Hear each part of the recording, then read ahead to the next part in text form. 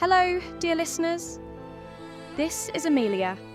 Today, I'll tell you an incredible romantic story about a woman whose reputation was destroyed by forged love letters and a duke known as the Ice Duke, a man frozen in grief after his wife's death.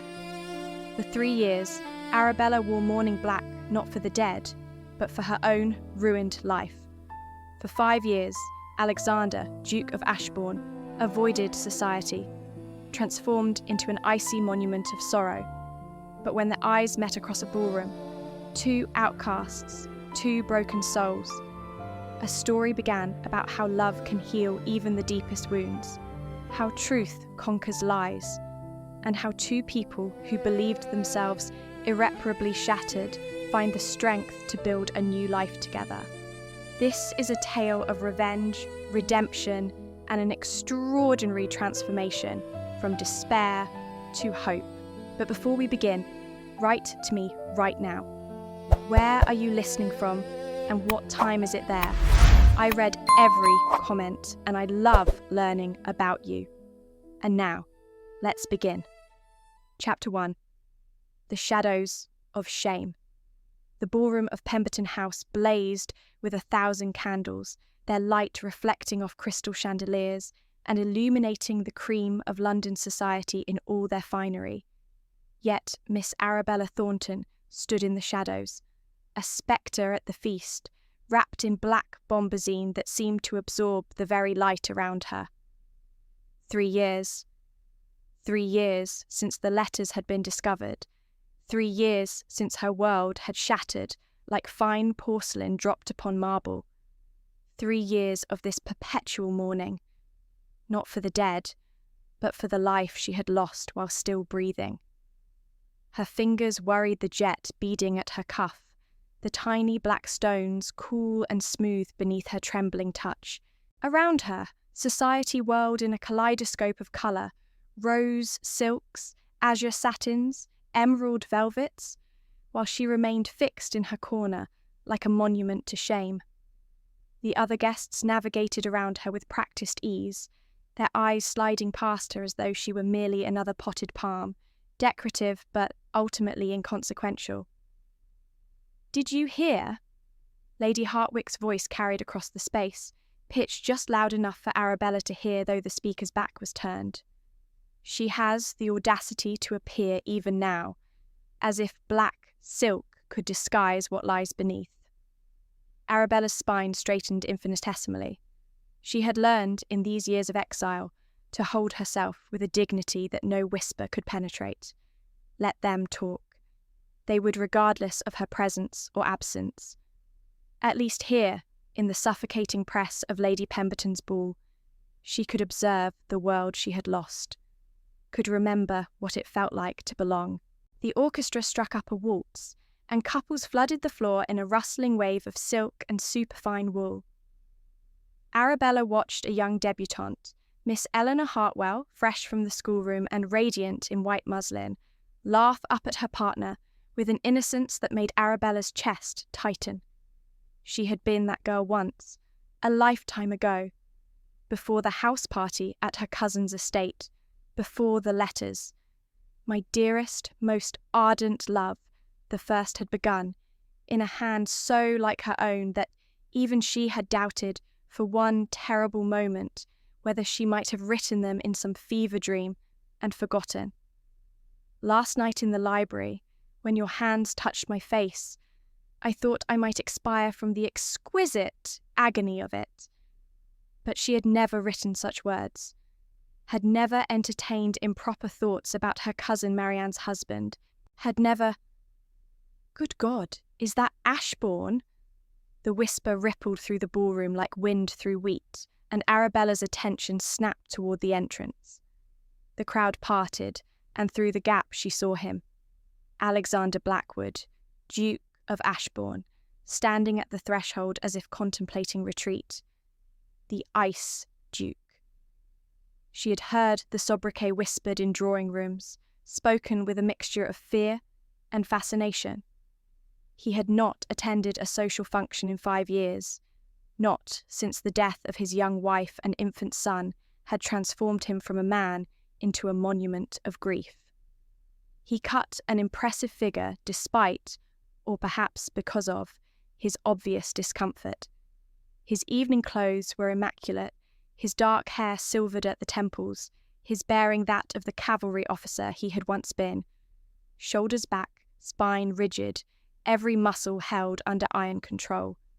But his eyes, grey as a winter storm, held a desolation that Arabella recognised in her own mirror each morning.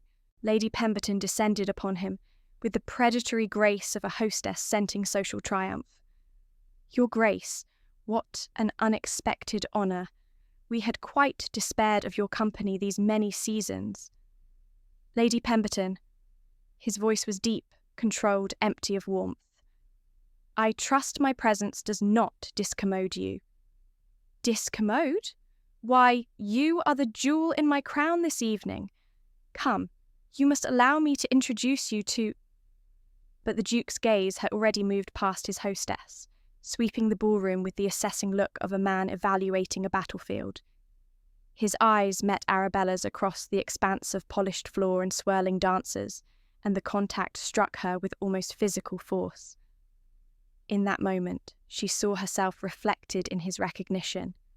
Another ghost haunting the edges of life, another soul frozen in a moment of loss, unable to move forward or back. The weight of their shared isolation stretched between them like a bridge across an abyss. The connection lasted mere seconds before Lady Cordelia Ashbourne materialised at the Duke's elbow, her beauty as cold and perfect as a winter rose. She was dressed in half-mourning, lavender silk that emphasised her porcelain complexion and golden hair, and her hand settled on her brother-in-law's arm with possessive familiarity. "Alexander," she breathed, her voice carrying the intimacy of family. "You came. I knew you would honour dear Catherine's memory by supporting the Foundation's fundraising efforts." The Duke's jaw tightened almost imperceptibly. "Lady Cordelia, I was unaware you would be in attendance." "Where else would I be? Someone must represent dear Catherine's interests."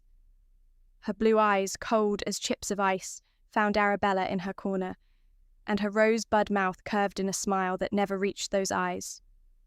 "My, what a collection Lady Pemberton has assembled this evening. All of London's most interesting characters." Arabella felt the barb strike home but refused to flinch. She had become adept at accepting wounds without revealing the pain. She lowered her gaze to the marble floor, studying the way the candlelight played across its veined surface, counting her breaths the way she had learned to do when the whispers grew too loud. 1, 2, 3, 4. The scent of hothouse roses mingled with beeswax, and the overwhelming perfume of too many people pressed too close together. The heat was oppressive despite the December chill outside, and Arabella felt the familiar tightness in her chest that presaged either tears or flight. She would permit herself neither. Instead, she lifted her chin and met the eyes of Lady Hartwick, who had turned to stare at her with undisguised contempt. Arabella held that gaze until the other woman looked away, uncomfortable despite her position of social superiority. Small victories. They were all she had left. Across the ballroom, she saw the Duke disengage from Lady Cordelia with practised courtesy, his military bearing evident in every controlled movement. He did not join the dancers, nor did he allow himself to be drawn into the conversational clusters that dotted the room's perimeter. Instead, he moved with quiet determination toward the conservatory doors that led to the glass-walled sanctuary beyond. Arabella watched him go, understanding in her bones what drove him. The same desperate need for solitude that had her own feet turning toward those same doors, that same refuge from the suffocating weight of society's judgment. Perhaps, she thought, gathering her black skirts in preparation for her own retreat, there was a certain companionship in shared isolation. Perhaps even ghosts could acknowledge one another in the darkness.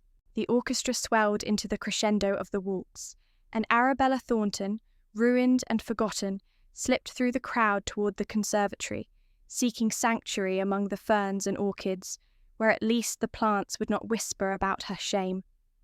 Chapter 2. An Unlikely Encounter. The conservatory was a crystalline world unto itself, the glass walls forming a barrier between the glittering ballroom and the winter night beyond. Frost patterns decorated the exterior panes while inside. Tropical warmth coaxed exotic blooms to flower despite the December cold. The scent of jasmine and orange blossom hung heavy in the humid air, mixing with the earthy smell of wet soil and growing things. Arabella had barely crossed the threshold when she realised she was not alone.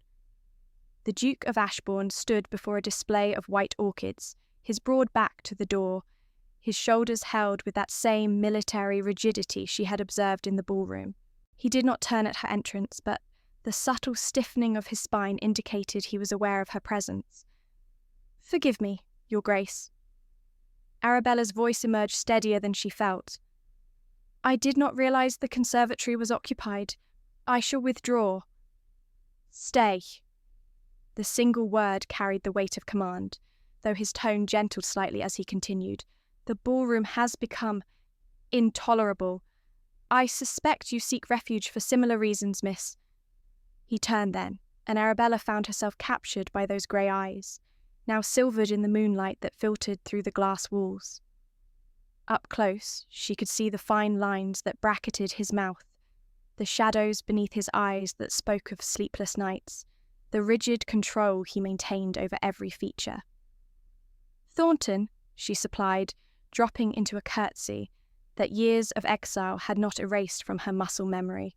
"Miss Arabella Thornton?" Something flickered in his expression.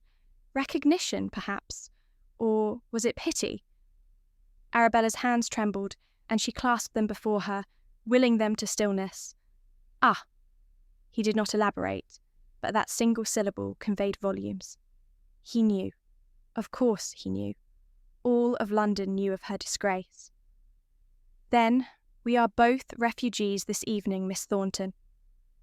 Their unexpected acknowledgement of their parallel circumstances struck Arabella momentarily mute. In 3 years, no one of his social standing had spoken to her with anything approaching civility, much less suggested a commonality between them. "Your Grace is kind," she managed, her voice barely above a whisper. "I am many things, Miss Thornton, but kind is not among them." He moved toward a stone bench, positioned beneath a sprawling fern, gesturing toward it with formal courtesy. "However, I am disinclined to observe the ballroom's absurd pretences here in the conservatory. If you seek solitude, I shall not disturb you with conversation. But if you require respite from standing, please be seated." Arabella hesitated. To sit would be to accept his company, to acknowledge this strange moment of connection between two people society had cast aside, he by choice, she by force. Yet her feet ached in the thin silk slippers that were all fashion permitted, and the weight of 3 years' isolation pressed upon her shoulders with increasing heaviness. She sat careful to maintain proper distance on the bench, her black skirt spreading around her like a pool of ink against the pale stone. The Duke remained standing, his gaze fixed on the frost-painted windows. The silence stretched between them, but it was not the uncomfortable silence of the ballroom, where every unspoken word carried judgment. This was different, a shared quiet, the peaceful coexistence of two weary souls. "I have not attended a social function in 5 years, he said finally, his voice low and measured. I had forgotten how exhausting pretense could be. "Your Grace need not pretend," Arabella replied, surprising herself with her boldness. "Unlike myself, you carry no stain that society requires you to obscure. Your absence has been a choice, not an exile." His head turned sharply, grey eyes studying her with new intensity. "You believe there is freedom in choice? That voluntary isolation differs materially from enforced solitude." "I believe," Your Grace, that you may leave that ballroom and be welcomed back whenever you choose. I do not share that luxury." The words emerged with more bitterness than she intended, and Arabella immediately regretted her presumption. "Forgive me. I overstep." "No." The Duke moved closer, settling onto the opposite end of the bench, with careful precision, maintaining propriety even in their isolation. "You speak truth, and truth has become rare in my existence. Those around me speak in platitudes and carefully constructed sympathies, all designed to avoid acknowledging what has been lost." Arabella recognised the pain beneath his controlled exterior, having learned to read such subtle signs in her own mirror. "Loss cannot be acknowledged without feeling it anew," she said softly. "Perhaps those around your Grace believe they are being kind." "Perhaps." His hands rested on his knees, fingers slightly curled, and Arabella noticed how his left hand trembled almost imperceptibly. Battle fatigue, she thought, or the physical manifestation of the iron control he maintained over his grief. But kindness that demands the recipient's continued suffering seems a contradiction. As does a society that demands righteousness while practicing cruelty, Arabella added, then pressed her lips together. She had become too bold, encouraged by his unexpected candour. But the Duke did not rebuke her. Instead, something that might have been the ghost of a smile touched his lips. "I suspect, Miss Thornton, that you have learned more about society's true nature than many who remain in its embrace." Before Arabella could respond, a soft rustle of fabric drew their attention to the conservatory entrance. Lady Cordelia stood in the doorway, her lavender silk luminous in the candlelight spilling from the ballroom beyond. Her beautiful face was composed in an expression of gentle concern, but her eyes, those cold blue eyes, fixed on Arabella with undisguised alarm. "Alexander," she breathed, gliding forward with practiced grace. "I had worried when you disappeared. You are not accustomed to such gatherings, and I feared—" Her gaze flickered to Arabella, registering her presence with a subtle hardening of her features. "But I see you have found company." "Lady Cordelia." The Duke rose, automatically offering the same courtesy to his sister-in-law that he would to any lady, though Arabella detected a new tension in his bearing. "Miss Thornton and I were merely seeking respite from the ballroom's excessive heat." "How fortunate that you should both choose the same sanctuary." Cordelia's smile remained fixed, but her tone carried an edge that raised the fine hairs on Arabella's arms. "Though I wonder, Miss Thornton, if you are aware that seeking private audiences with gentlemen was part of what led to your unfortunate circumstances." The blow landed with precision, and Arabella felt the blood drain from her face. Her hands began to tremble in earnest now, and she clasped them tighter, her knuckles whitening with the effort of maintaining composure. "Madam," the Duke began, his voice dropping to a dangerous register, "it is quite all right, Your Grace." Arabella rose, pride forcing her spine straight, despite the humiliation burning through her veins. "Lady Cordelia speaks only truth. My judgment has been questioned before, and I would not wish to subject Your Grace to similar speculation. If you will excuse me." She turned toward the ballroom door, but the Duke's voice stopped her. "Miss Thornton." She paused, but did not turn, unable to face him with tears threatening her composure. "A moment, if you please." Footsteps approached, and then the Duke was before her, his imposing height requiring her to tilt her head back to meet his gaze. From his waistcoat pocket, he withdrew a handkerchief of finest lawn, monogrammed with his ducal crest, and extended it toward her. "Your hands tremble," he said quietly, his words meant for her alone despite Cordelia's presence. "I observed the same affliction in my soldiers after battle, a physical manifestation of bearing unbearable weight. Please accept this small comfort Arabella stared at the offered handkerchief, her vision blurring. In 3 years, no one had offered her kindness without calculation, no gesture given without expectation of return or reinforcement of her shame. This simple act, the offering of a handkerchief to one whose hands shook from the weight of society's judgment, was more than she could bear. A single tear escaped despite her best efforts, tracing a hot path down her cold cheek. "Thank you, Your Grace," she whispered, accepting the handkerchief and clutching it like a talisman. "Your kindness is unexpected." "Then society has taught you to expect too little, Miss Thornton." He stepped back, maintaining propriety, but something had shifted between them. A recognition, perhaps, of kindred suffering, of two souls navigating different hells, but sharing the same darkness. "Alexander," Cordelia interjected, her voice tight with barely suppressed emotion. "Surely you do not wish to encourage—" "What I wish, Lady Cordelia," the Duke said, his tone brooking no argument, "is to be left to my own judgment regarding with whom I choose to converse. Miss Thornton has offered no offence this evening. I cannot say the same for all present."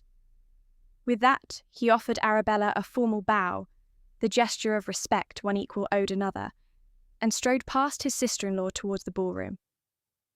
Arabella stood frozen, the handkerchief pressed against her trembling fingers, aware of Cordelia's furious gaze upon her. But for the first time in 3 years, she felt something other than despair. Hope, perhaps, or simply the memory of what it felt like to be treated as human rather than pariah. She raised her eyes to meet Cordelia's cold stare, and for just a moment she allowed herself a small, private smile before turning to follow the Duke's path back into the glittering world that had cast her out. Behind her, Lady Cordelia's hands clenched into fists, crushing the lavender silk of her skirts. Chapter 3. The Proposition. 3 days after Lady Pemberton's ball, a carriage bearing the Duke of Ashbourne's crest appeared before the Thornton townhouse in Half Moon Street. The appearance of such a vehicle in this neighbourhood, respectable but no longer fashionable, where those of reduced circumstances maintained their precarious hold on gentility, caused curtains to twitch in surrounding windows and set servants' tongues wagging. Arabella watched from the morning-room window as the Duke descended, his movements precise and controlled, his superfine wool coat fitting his broad shoulders with perfect tailoring. Her father's butler, Simmons, who had been with the family since before her disgrace, hurried to admit their unexpected guest, his weathered face betraying no surprise, though his eyes widened at the Duke's calling card. "Papa," Arabella called softly, remaining by the window rather than fleeing to her room as instinct urged.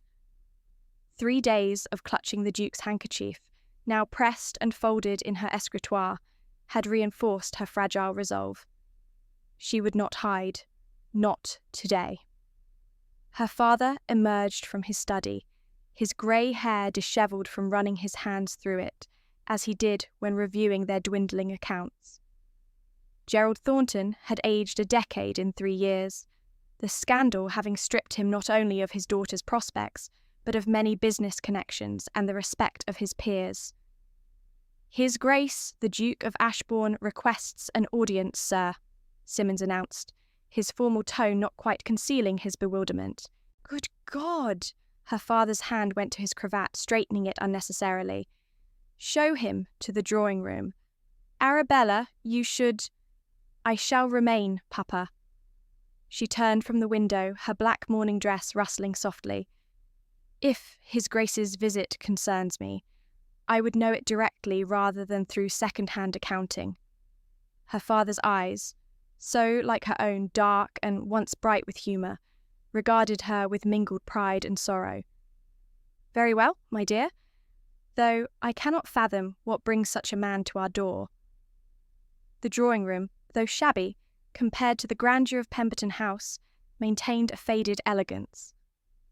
Arabella's mother, dead these 10 years, had decorated it with watercolours of the Italian countryside and furniture of quality that age only enhanced.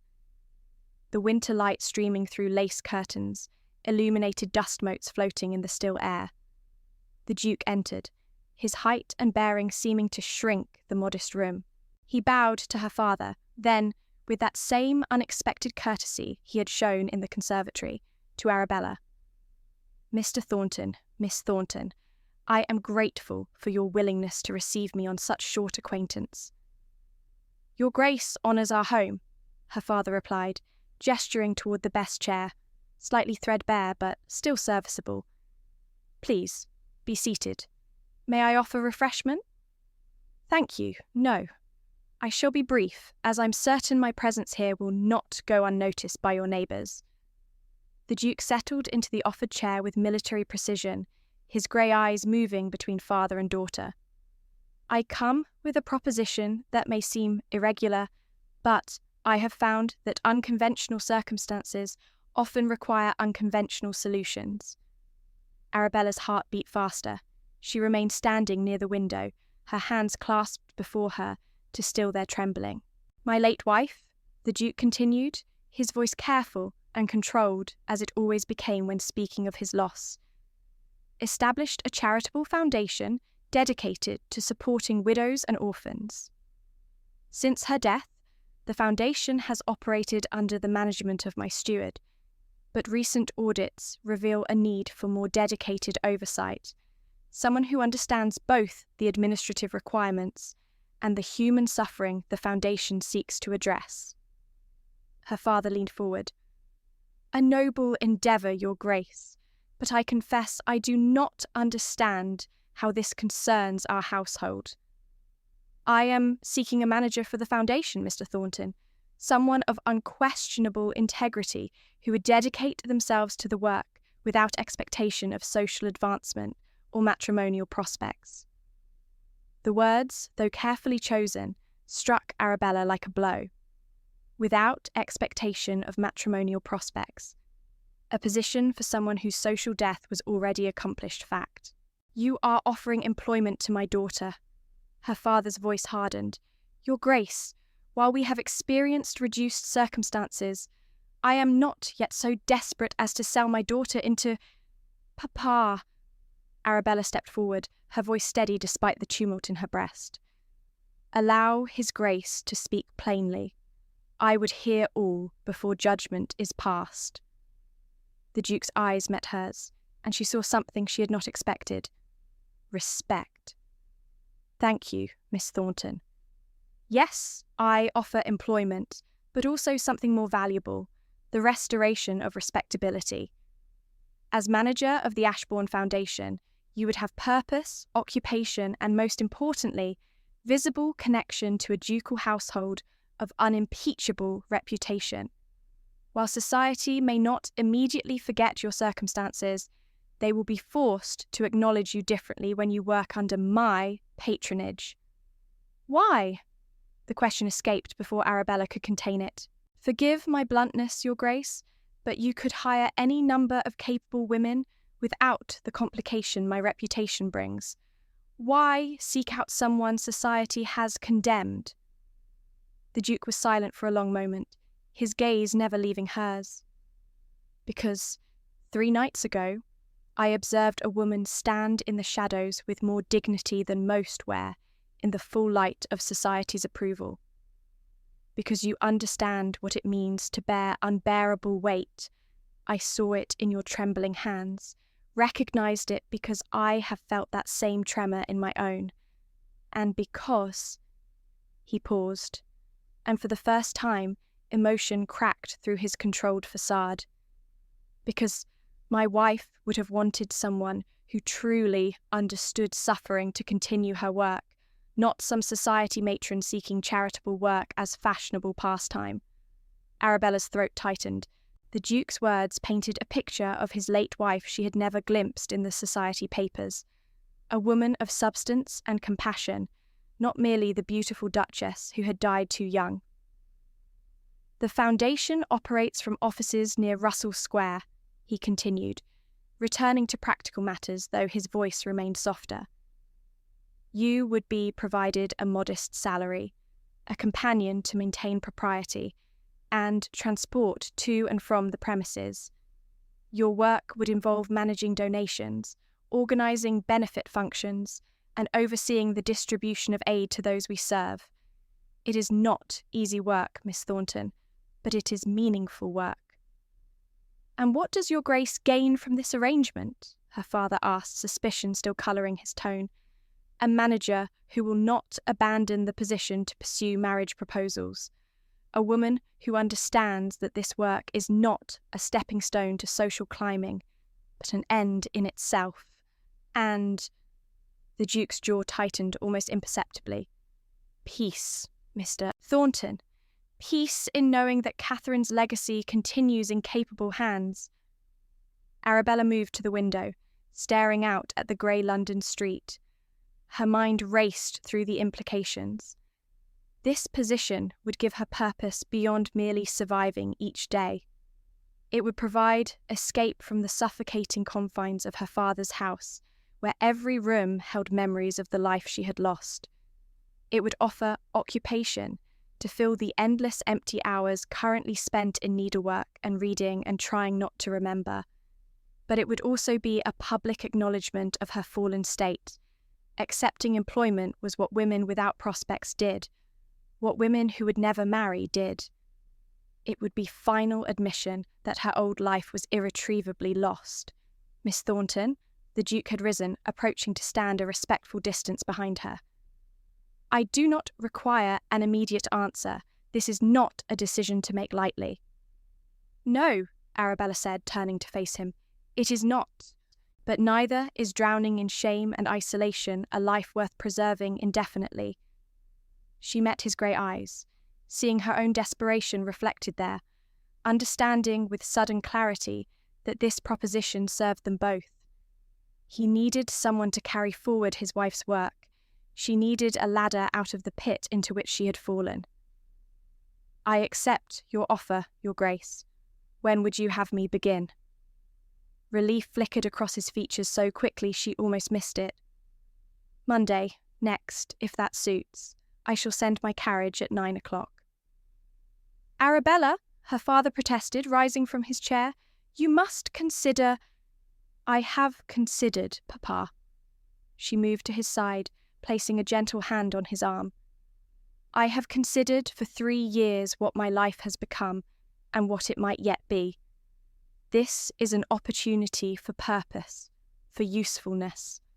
I will not refuse it out of pride. Her father's shoulders sagged. You deserve so much more than this, my darling girl. Perhaps, Arabella acknowledged, her voice soft but firm. But this is what is offered, and I am grateful for it.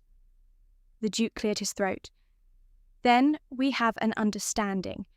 I shall send the carriage Monday morning, and I shall arrange for Mrs. Dawson, my housekeeper, to serve as your companion. She is a woman of discretion and competence. He moved toward the door, then paused, turning back to face them both.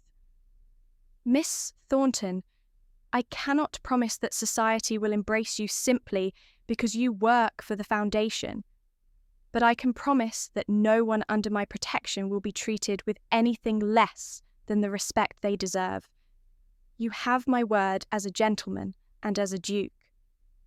After he departed, Arabella remained standing in the drawing-room, her hands no longer trembling, her spine straight with something she had not felt in 3 years. Determination. Are you certain about this, my dear? Her father asked quietly. No, Papa, she admitted, but I am certain I cannot continue as I have been. If this is my path to redemption, or merely to purposeful existence, then I shall walk it with whatever dignity I can muster. That night, Arabella retrieved the Duke's handkerchief from her escritoire, running her fingers over the embroidered crest. Monday would mark the beginning of something new, not the restoration of her old life, but perhaps the construction of something different. Something earned rather than inherited, built on purpose rather than position. For the first time in 3 years, Arabella Thornton allowed herself to hope. Chapter 4. Walls begin to crack. The Ashbourne Foundation occupied a modest but elegant building near Russell Square, its brick facade weathered by London soot, but its windows gleaming with regular care. Inside, the offices maintained an atmosphere of purposeful industry. Ledgers precisely aligned on polished desks, filing cabinets organised with military precision, and everywhere the faint scent of ink and paper that Arabella found unexpectedly comforting. Mrs. Dawson, the promised companion, proved to be a woman of middle years, with iron grey hair and sharp eyes that missed nothing. She was neither warm nor cold, treating Arabella with professional courtesy that demanded nothing more than competent work in return. His Grace values efficiency above all else, Mrs. Dawson explained during Arabella's first day, guiding her through the files. These ledgers track our regular beneficiaries, widows receiving monthly stipends, orphanages supported quarterly, emergency funds for families facing temporary hardship. You will review each case, assess ongoing need, and present recommendations to His Grace weekly. Arabella immersed herself in the work with intensity that surprised even her. Each ledger entry represented a life touched by loss or hardship, and she found unexpected solace in being able to provide practical help. Here, in these columns of figures and carefully recorded histories, she had value. Here, her past did not matter, only her competence. The Duke maintained offices on the building's upper floor, but rarely appeared during her first week. When he did visit, his interactions were brief and formal. A nod of acknowledgement, a question about a particular case, instructions delivered with military precision. Yet Arabella noticed things. The way his jaw tightened when reviewing cases involving children, how his left hand still trembled slightly when he thought himself unobserved, the shadows under his eyes that suggested sleep remained elusive. On Friday of her second week, the Duke arrived mid-morning with an unexpected announcement. "Miss Thornton, I require your assistance at St. Margaret's Orphanage this afternoon. They are our largest beneficiary, and I conduct quarterly inspections. Your presence would provide valuable perspective." The orphanage occupied a converted townhouse in Clerkenwell, its windows cheerful with flower boxes, despite the neighbourhood's poverty.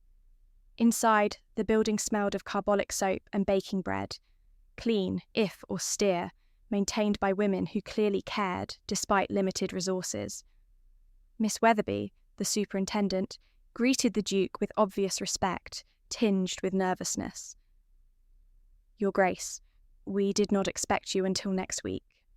I hope we have not displeased." "Not at all, Miss Weatherby." The Duke's voice softened fractionally from its usual controlled timbre. "I have brought Miss Thornton, our new foundation manager. I wished her to observe our work firsthand." The inspection proceeded methodically. Dormitories checked for proper ventilation, kitchen stores inventoried, educational materials reviewed. But then they entered the nursery, where the youngest orphans played under supervision, and everything changed.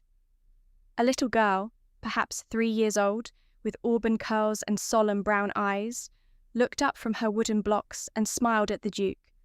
Without hesitation, she toddled toward him, arms raised in the universal gesture of a child seeking to be lifted. The Duke froze. Arabella saw the colour drain from his face, saw his hands clench at his sides, saw 5 years of carefully constructed control threatening to shatter. She moved without thought, sweeping forward to kneel before the child. "Hello, little one. What a lovely tower you were building. Might you show me?" The child regarded her seriously, then nodded, taking Arabella's hand to lead her back to the blocks. Behind them, the Duke exhaled shakily, and when Arabella glanced back, she saw raw gratitude in his eyes. For the next hour, Arabella played with the children while the Duke completed his inspection. She had not realised how much she had missed the innocent company of young ones, how their laughter could ease the constant ache of her isolation. A small boy showed her his carefully practised letters. Twin girls insisted she referee their game of spillikins. the auburn-haired toddler, Jenny, Miss Weatherby called her, settled into Arabella's lap, thumb in mouth, trusting completely. "You have a gift with them," Miss Weatherby observed quietly. "So many visitors treat the children as objects of charity rather than, well, simply children." When it came time to depart, Jenny clung to Arabella's skirts, tears threatening. "Will you come back?" the child asked with heartbreaking hope. Arabella knelt, cupping the small face in her hands. "Yes, darling, I promise. Would you like that?" Jenny nodded vigorously, and Arabella felt her own throat tighten. She had not made promises in 3 years, had not allowed herself connections that might be severed, but this child's need called to something deep within her, the part that remembered what it felt like to be whole, to matter to someone. In the carriage returning to Russell Square, the Duke sat across from her in silence for several blocks before speaking. "Thank you, Miss Thornton. I was unprepared for the nursery." "Your son would have been close to Jenny's age," Arabella said softly. It was not a question. "Yes," the word emerged hoarse. "I have not held a child since. I find I cannot." His hands rested on his knees, that left-hand tremor now visible. "It seems weakness, does it not, to be undone by innocence? It seems human, Your Grace. Loss does not fade simply because we will it to. It merely learns to hide in unexpected corners, waiting to ambush us." His grey eyes met hers, and in them she saw the same recognition that had passed between them at Lady Pemberton's ball, the acknowledgement of kindred suffering. "You speak from experience." "I lost my life 3 years ago, though I continue breathing. Perhaps that is different from losing those you loved, but grief, is it not? We all learn to carry what cannot be set down." The carriage halted before the foundation offices, but neither moved to depart. The winter afternoon had brought early darkness, and in the shadows of the cab they sat suspended between the world outside and this fragile moment of shared understanding. "I have not spoken of Catherine in 5 years," the Duke said finally.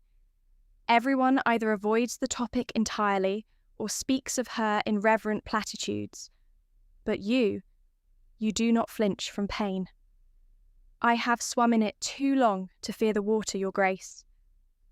Something that might have been a smile, rusty and unpracticed but genuine, touched his lips. "You are unlike anyone I have known, Miss Thornton." Before Arabella could respond, the carriage door flew open, revealing Lady Cordelia on the pavement, her beautiful face a mask of barely controlled fury. "Alexander!" she breathed, her voice tight. "How fortuitous! I was just calling at the foundation to review Catherine's papers, but I see you are otherwise occupied." The warmth that had begun to thaw the Duke's features froze instantly, his military bearing reasserting itself. "Lady Cordelia, I was not aware you intended to visit." "I need not announce my intentions to honour my sister's memory." Cordelia's cold blue eyes fixed on Arabella. "Though I wonder at the company you keep in pursuing that honour. Tell me, Miss Thornton, do you find it profitable, this position? Or are there other benefits you anticipate from working so closely with a wealthy, vulnerable widower?" "Madam," the Duke began, his voice dropping to that dangerous register Arabella had heard in the conservatory. "It is quite all right, Your Grace," Arabella said quietly, gathering her reticule and preparing to descend from the carriage. Lady Cordelia's concern for propriety is understandable, given her devotion to her sister's memory. She stepped down to the pavement, meeting Cordelia's gaze directly. 3 years of exile had taught her that looking away only emboldened those who sought to wound. "I assure you, Lady Cordelia, I seek nothing beyond honest employment. My expectations extend no further than competent execution of my duties." "How noble!" Cordelia's smile was sharp as winter ice, though I wonder if His Grace understands the risk of employing someone whose previous employment involved seducing married men. The blow landed with practiced precision, and Arabella felt the familiar shame rise like bile in her throat. But before she could respond, the Duke emerged from the carriage, his height and bearing suddenly imposing in the gaslit street. "That is enough, Lady Cordelia." His voice carried absolute authority, the tone of a cavalry officer accustomed to instant obedience. "Miss Thornton's character is not subject to your judgment, nor is my choice of employees open to your approval. I suggest you remember your position." Cordelia's porcelain complexion flushed with colour. "My position? I am Catherine's sister, Alexander. I have every right to ensure her legacy is not corrupted by—" "You have the right, I grant you, madam, and no more." The Duke's grey eyes had gone cold as steel. "Catherine's foundation will be managed as I see fit, with employees I deem suitable. If you cannot accept this, then perhaps your visits should cease until you have mastered your tongue." For a moment, Cordelia stood frozen, her beautiful face working through emotions, shock, fury, and something else that Arabella recognised with sudden clarity: fear. Lady Cordelia was afraid of losing her connection to the Duke, her access to him, her position as guardian of his grief. "Of course, Your Grace," Cordelia finally managed, her voice brittle. "Forgive my concern. I shall call another day when you are less occupied." She swept away to her waiting carriage, her lavender silk skirt swishing with agitation. The Duke watched her departure, with an expression Arabella could not quite decipher. Weariness mixed with something that might have been guilt. "Your Grace," Arabella said softly, "I would not come between you and your family. If my presence causes such distress—" "Lady Cordelia is not my family," he interrupted, his voice sharp before softening.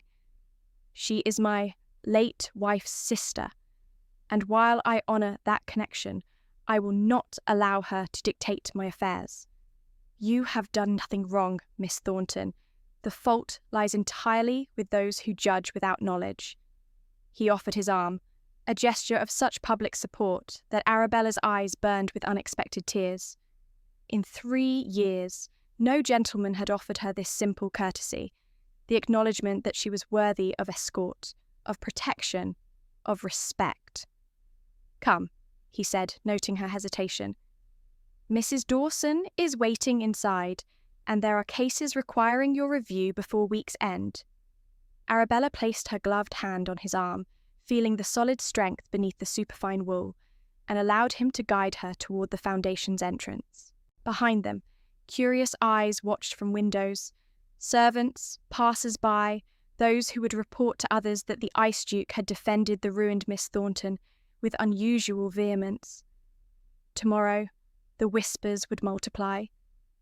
But tonight, Arabella felt something she had not experienced in 3 years, the warmth of someone standing beside her rather than turning away. The following week brought unexpected rhythm to Arabella's days. She arrived each morning at 9 o'clock, reviewed cases with methodical care, prepared reports for the Duke's consideration, and twice more accompanied him to visit beneficiaries. The work filled the hollow spaces in her life, giving purpose to hours that had previously stretched empty and meaningless. But it was the small moments that began to crack the walls both she and the Duke had constructed around their wounded hearts. On Tuesday, she found him in the Foundation's small library, staring at a portrait of his late wife that hung above the mantel. Catherine Blackwood had been lovely, golden-haired and blue-eyed like her sister, but with a warmth in her painted smile that Cordelia's beauty lacked. "She was beautiful," Arabella said softly, not wanting to startle him, but unable to retreat unnoticed. "Yes." The Duke's voice was distant, lost in memory. "But more than that, she was kind, genuinely, uncomplicatedly kind. The Foundation was her passion. She could not bear to see suffering without attempting to ease it. Arabella moved to stand beside him, studying the portrait. She would be pleased, I think, to know her work continues. Would she? He turned to face Arabella, and she saw vulnerability in his expression that his careful control usually masked. I have let it languish for 5 years, too consumed by my own grief to honour what mattered most to her. Perhaps that makes me the worst sort of husband, unable to preserve even her memory properly. Or perhaps it makes you human, Your Grace. We cannot honour the dead when we ourselves are barely surviving. His eyes searched hers, and Arabella felt that strange connection spark between them again. The recognition of shared pain, of parallel journeys through darkness. You speak with such certainty about survival. Do you truly believe we emerge whole from such devastation? No, Arabella admitted. I do not believe we emerge whole, but perhaps we emerge differently, changed by what we have endured, but not destroyed by it. Perhaps there is strength in the breaking, if we can learn to build anew. You are remarkably philosophical for one so young. I am 27, Your Grace, old enough to understand that life rarely unfolds as we planned, and that sometimes our plans were insufficient anyway. A sound escaped him. Not quite a laugh, but close enough to surprise them both. Miss Thornton, you have a gift for speaking uncomfortable truths. Forgive me, Your Grace, I have lost the art of pleasant social discourse. Do not apologise. I find I prefer truth to pleasantries, however uncomfortable. He gestured toward the ledger book she carried. Come, show me what cases require attention. I would rather occupy my mind with problems I can actually solve. They settled at the library table, heads bent over accounts and correspondence, their hands occasionally brushing as they reached for the same document. Each time contact occurred, Arabella felt awareness spark through her. The warmth of his fingers, the strength in his hands, the unconscious grace of his movements despite his military rigidity. She told herself it meant nothing. He was her employer, nothing more. These moments of connection sprang only from their shared understanding of loss, not from any deeper sentiment. To imagine otherwise would be to court disappointment, more crushing than anything she had already endured. But when his hand covered hers over a particularly distressing case file, a widow with 4 young children facing eviction, and he said softly, "We shall help them, Miss Thornton. This is precisely why Catherine created the foundation." Arabella felt something shift in her chest. Something dangerous, something that felt terrifyingly like hope. Friday brought another visit to St. Margaret's orphanage, this time unaccompanied by the Duke. Arabella had promised little Jenny she would return, and she found herself anticipating the visit with an eagerness that surprised her. The children greeted her with enthusiasm that warmed her bruised heart. Jenny attached herself to Arabella's skirts immediately, chattering about the new doll Miss Weatherby had given her and demanding stories. The older children showed Arabella their lessons, seeking her approval with touching earnestness. "They have taken to you remarkably," Miss Weatherby observed as they reviewed the orphanage's accounts in her small office. "Jenny, especially. The poor lamb has been with us since infancy. Her mother died in childbed, no family to claim her. She is slow to trust, but with you..." The superintendent smiled. "Well, you have worked a small miracle." Arabella glanced through the office door to where Jenny played with her doll, singing a tuneless song to herself. "She is a darling child. Has no inquired inquired about adopting her?" "A few families have considered it, but Jenny is particular. She senses insincerity, I think, and becomes quite distressed when people view her as a charitable project rather than a child. The last attempt ended poorly. The prospective parents returned her after a week, saying she cried too much. Miss Weatherby's expression hardened, as if a 3-year-old orphan should not be permitted tears. Fury rose in Arabella's chest, fierce and protective. How cruel! Indeed, but this is the reality for our charges. They are often seen as objects of pity rather than children deserving love. Miss Weatherby regarded Arabella thoughtfully. You see them differently, Miss Thornton. You see them as Catherine did. The comparison to the Duke's late wife brought a complicated tangle of emotions. Arabella had never met Catherine Blackwood, yet the woman's legacy surrounded her, in the foundations work, in the portrait in the library, in the softness that entered the Duke's voice when he spoke of her. How did one compete with a ghost? Not that Arabella was competing, she reminded herself firmly. Her relationship with the Duke was purely professional, his kindness to her merely the courtesy one showed a competent employee. Yet even as she thought it, she knew she was lying to herself. In these weeks of working together, something had begun to grow, something tentative and fragile but undeniably present. She saw it in the way his grey eyes softened when he looked at her, in how his military bearing relaxed fractionally in her presence, in the way he listened to her opinions as if they mattered. And she felt it in her own heart, the dangerous flutter when he entered a room, the awareness of his presence, the way her day felt incomplete if they did not speak. She was falling, slowly but inexorably, into feelings she had no right to harbour. He was a duke. She was a ruined woman employed in his charitable foundation. Any warmer sentiment could only lead to heartbreak. For herself, certainly, and, potentially, scandal for him. She must guard against it, must maintain the professional distance that propriety demanded. But then, Jenny called her name, running to throw small arms around Arabella's skirts, and Arabella knelt to embrace the child, breathing in the scent of soap and innocence. In this moment, holding this trusting child, she allowed herself to imagine, just for a moment, what it might feel like to have the right to love, to be loved, to build something new from the ruins of what had been destroyed. The fantasy lasted only seconds before reality reasserted itself, but it was enough to plant a seed of longing that Arabella feared would be impossible to uproot. When the Duke's carriage arrived to collect her that evening, she found him inside, his expression troubled.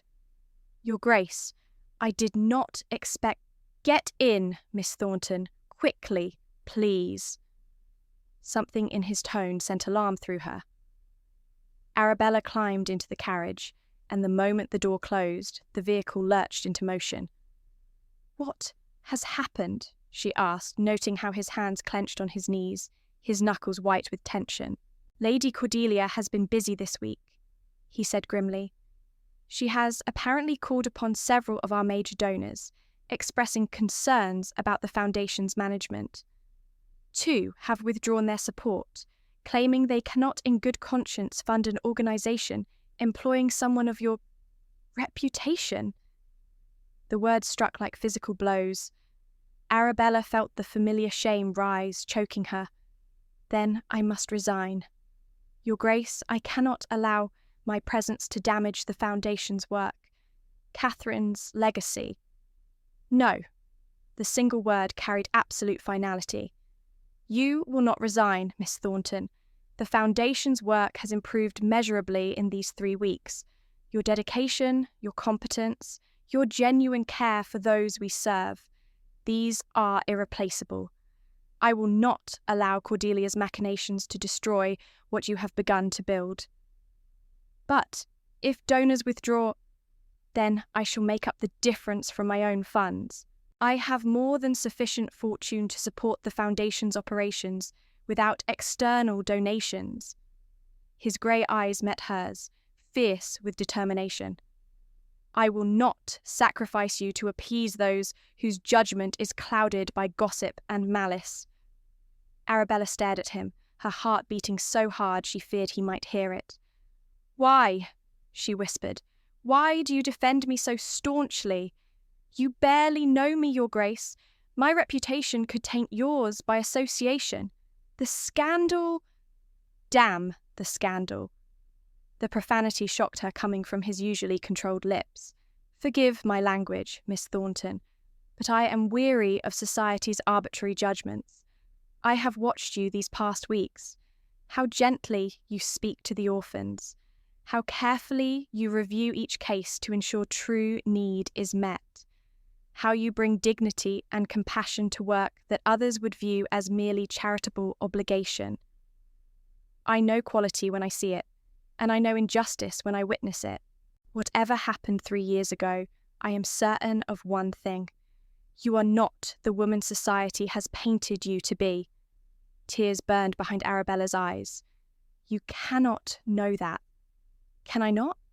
He leaned forward, his intensity pinning her in place. Tell me, Miss Thornton. Tell me what truly happened. I would hear it from your own lips. And in that moment, in the privacy of the moving carriage with the winter darkness pressing against the windows, Arabella found herself speaking words she had not uttered in 3 years. The whole story poured out. The house party at her cousin's estate, the discovery of the letters in her writing desk, the intimate details they contained that she had never written, the way even her own family had doubted her innocence, because who else could have known such private information? I never had an affair with Thomas, she finished, her voice raw. I never touched him inappropriately, never entertained improper thoughts. But someone created those letters, someone who knew my handwriting well enough to forge it convincingly. And when they were found, she swallowed hard. Even my cousin Marianne, whom I loved like a sister, believed I had betrayed her. How does one prove a negative, Your Grace? How does one prove something did not happen when all evidence suggests it did? The Duke was silent for a long moment, his expression unreadable in the dim carriage. Then he reached across the space between them and took her hand, a breach of propriety that neither acknowledged. Someone who cared deeply for you betrayed you in the cruelest possible way, he said quietly. Someone who knew you well enough to forge your hand, who had access to your private spaces, who understood precisely what details would be most damaging. Miss Thornton, has it never occurred to you to investigate who might benefit from your destruction? Arabella had considered it in the dark hours of countless sleepless nights, but investigation required resources she did not possess, connections she no longer had, credibility that had been stripped from her. What use is investigation when society has already convicted me? Perhaps, the Duke said, his thumb unconsciously stroking across her gloved knuckles in a gesture that sent warmth flooding through her. It is time society learned it convicted an innocent woman, and perhaps it is time those truly guilty were made to answer for their crimes. His words hung in the air between them, laden with possibility and danger. Arabella wanted to believe him, wanted to hope that justice might yet be served.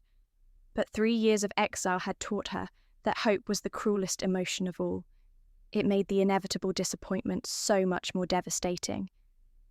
Yet, looking into his grey eyes, seeing the determination there, feeling the solid warmth of his hand holding hers, Arabella felt the careful walls around her heart begin to crack, and she was not certain whether to be terrified or grateful. Chapter 5. Truth emerges. The investigation began quietly, conducted with the discretion and efficiency of a military campaign. The Duke employed a former Bow Street runner named Mr. Cyrus Webb, a man whose unremarkable appearance belied a reputation for uncovering truths that others preferred buried. Arabella learned of this 3 days after her confession in the carriage, when the Duke summoned her to his private office, not at the Foundation, but at Ashbourne House itself, his imposing Mayfair residence.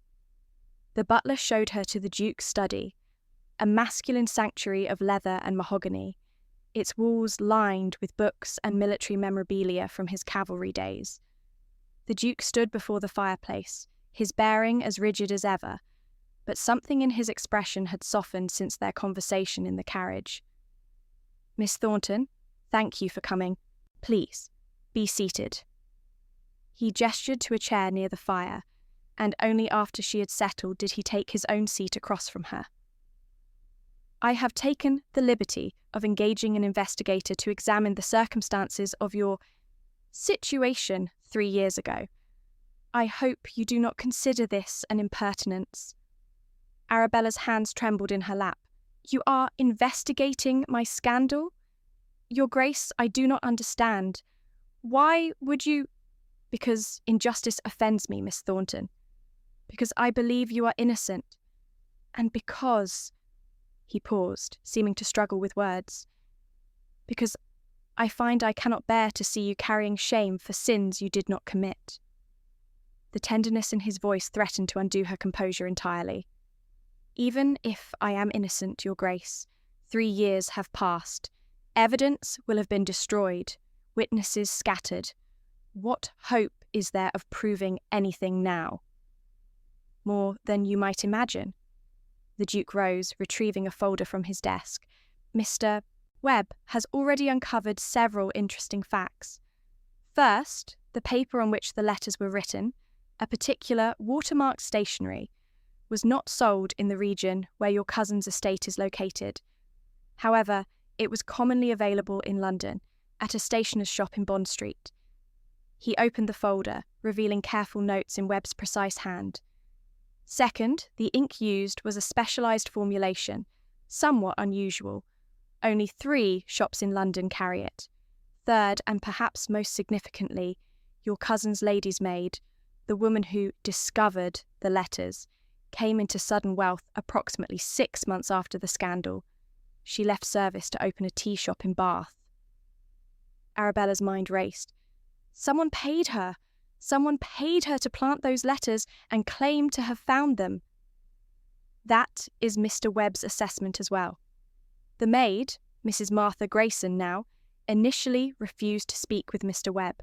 However, when presented with evidence of her unexplained wealth and the suggestion that she might face legal consequences for her role in a conspiracy, she became more cooperative.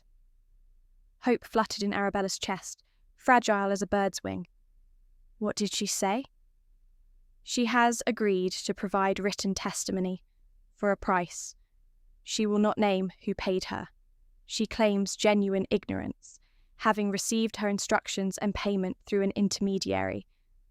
But she will swear that the letters were given to her already written, with instructions to place them in your writing desk during the house party, and to discover them in a manner that would cause maximum scandal. But, without knowing who hired her, how can we prove anything beyond the fact that I was framed?" The Duke's expression hardened. "We may not need to prove who orchestrated it, Miss Thornton. If we can prove the letters were forgeries, if we can demonstrate that you were the victim of a deliberate conspiracy, society will be forced to reconsider its judgment, and those who orchestrated it." His grey eyes glinted with something dangerous. "Those individuals will know we are coming for them, and fear often produces interesting results." Arabella rose, moving to the window that overlooked the Duke's formal gardens, now dormant with winter. "I do not know how to thank you, Your Grace. To have someone believe me, to have someone willing to fight for my name." Her voice broke. "I had resigned myself to wearing shame for the remainder of my life." She heard him rise, felt his presence as he approached to stand beside her. They stood in silence, watching snow begin to fall beyond the window, transforming the grey London afternoon into something almost magical. "Miss Thornton," the Duke said quietly, his voice rough with emotion he no longer seemed able to control, "I must confess something. My interest in clearing your name is not purely motivated by a sense of justice." Arabella's breath caught. She turned to face him, finding him closer than propriety allowed. his grey eyes intense with feeling he had kept locked away for so long. These past weeks, working alongside you, watching your kindness with the orphans, your dedication to the Foundation's work, your strength in bearing undeserved shame with such dignity. He stopped, seeming to struggle. I find myself feeling things I believe died 5 years ago with Catherine.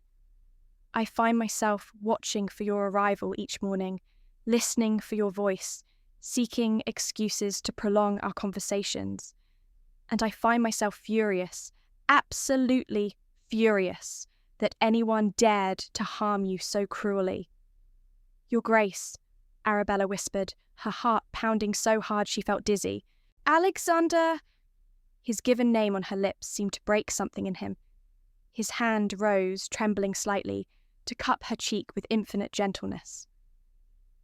I have no right to feel as I do. You are in my employ, under my protection. I am your superior in station and circumstance, and I am a man still haunted by the ghost of his dead wife. But Arabella? Her given name emerged like a prayer. I find I cannot help but feel nonetheless. Arabella closed her eyes, leaning into his touch, allowing herself this one moment of weakness. I feel it too, she confessed. God help me, I feel it too. But it is impossible. Even if my name were cleared tomorrow, you are a duke and I am the woman I have come to admire above all others, he finished. The woman whose strength humbles me, whose compassion awakens parts of myself I thought long dead, whose very presence has taught me that perhaps life continues even after devastating loss. The study door burst open with sudden violence, and they sprang apart like guilty children. Lady Cordelia stood in the doorway, her beautiful face contorted with fury, her chest heaving with emotion barely contained. "How dare you?" she hissed, her cold blue eyes fixed on Arabella with murderous intensity. "How dare you come into this house, into Catherine's home, and attempt to seduce him with your practised wiles?" "Cordelia," the Duke began, his voice sharp with warning. "No, Alexander, I will not be silent while this whore destroys everything Catherine built." Cordelia advanced into the room, her lavender silk skirt swishing with agitation. "Do you think I cannot see what she is doing? She has wormed her way into your life, into your sympathies, playing the wounded innocent to manipulate your tender heart, just as she did with Thomas Harding." "You will control your tongue, madam," the Duke said, his voice dropping to that dangerous register that made Arabella's spine tighten. "Miss Thornton is a guest in this house and will be treated with respect." "Respect?" Cordelia laughed, the sound brittle and slightly unhinged. "You speak of respect for a woman who seduced a married man, who wrote letters describing their illicit encounters in explicit detail? I saw those letters, Alexander. I read Catherine's tears as she wept over the scandal touching our family. Those letters were forgeries," Arabella said, finding her voice despite the fear coursing through her. "Planted deliberately to destroy my reputation." "Lies," Cordelia's voice rose to a near shriek. "Convenient lies told by a desperate woman who will say anything to worm her way into a duke's bed and his fortune." "That is enough," the Duke's voice thundered through the study, his military authority on full display. "You forget yourself, Cordelia. You forget your position and your place. I suggest you leave immediately before you say something that cannot be unsaid." But Cordelia was beyond rational thought now. Her careful composure shattered to reveal the obsession beneath. "Cannot be unsaid?" "Very well, Alexander. Let me say what should have been said 5 years ago. Catherine was wrong for you. She was weak and soft, unable to give you the son you needed, dying in childbed because she lacked the strength to survive. I should have been your Duchess.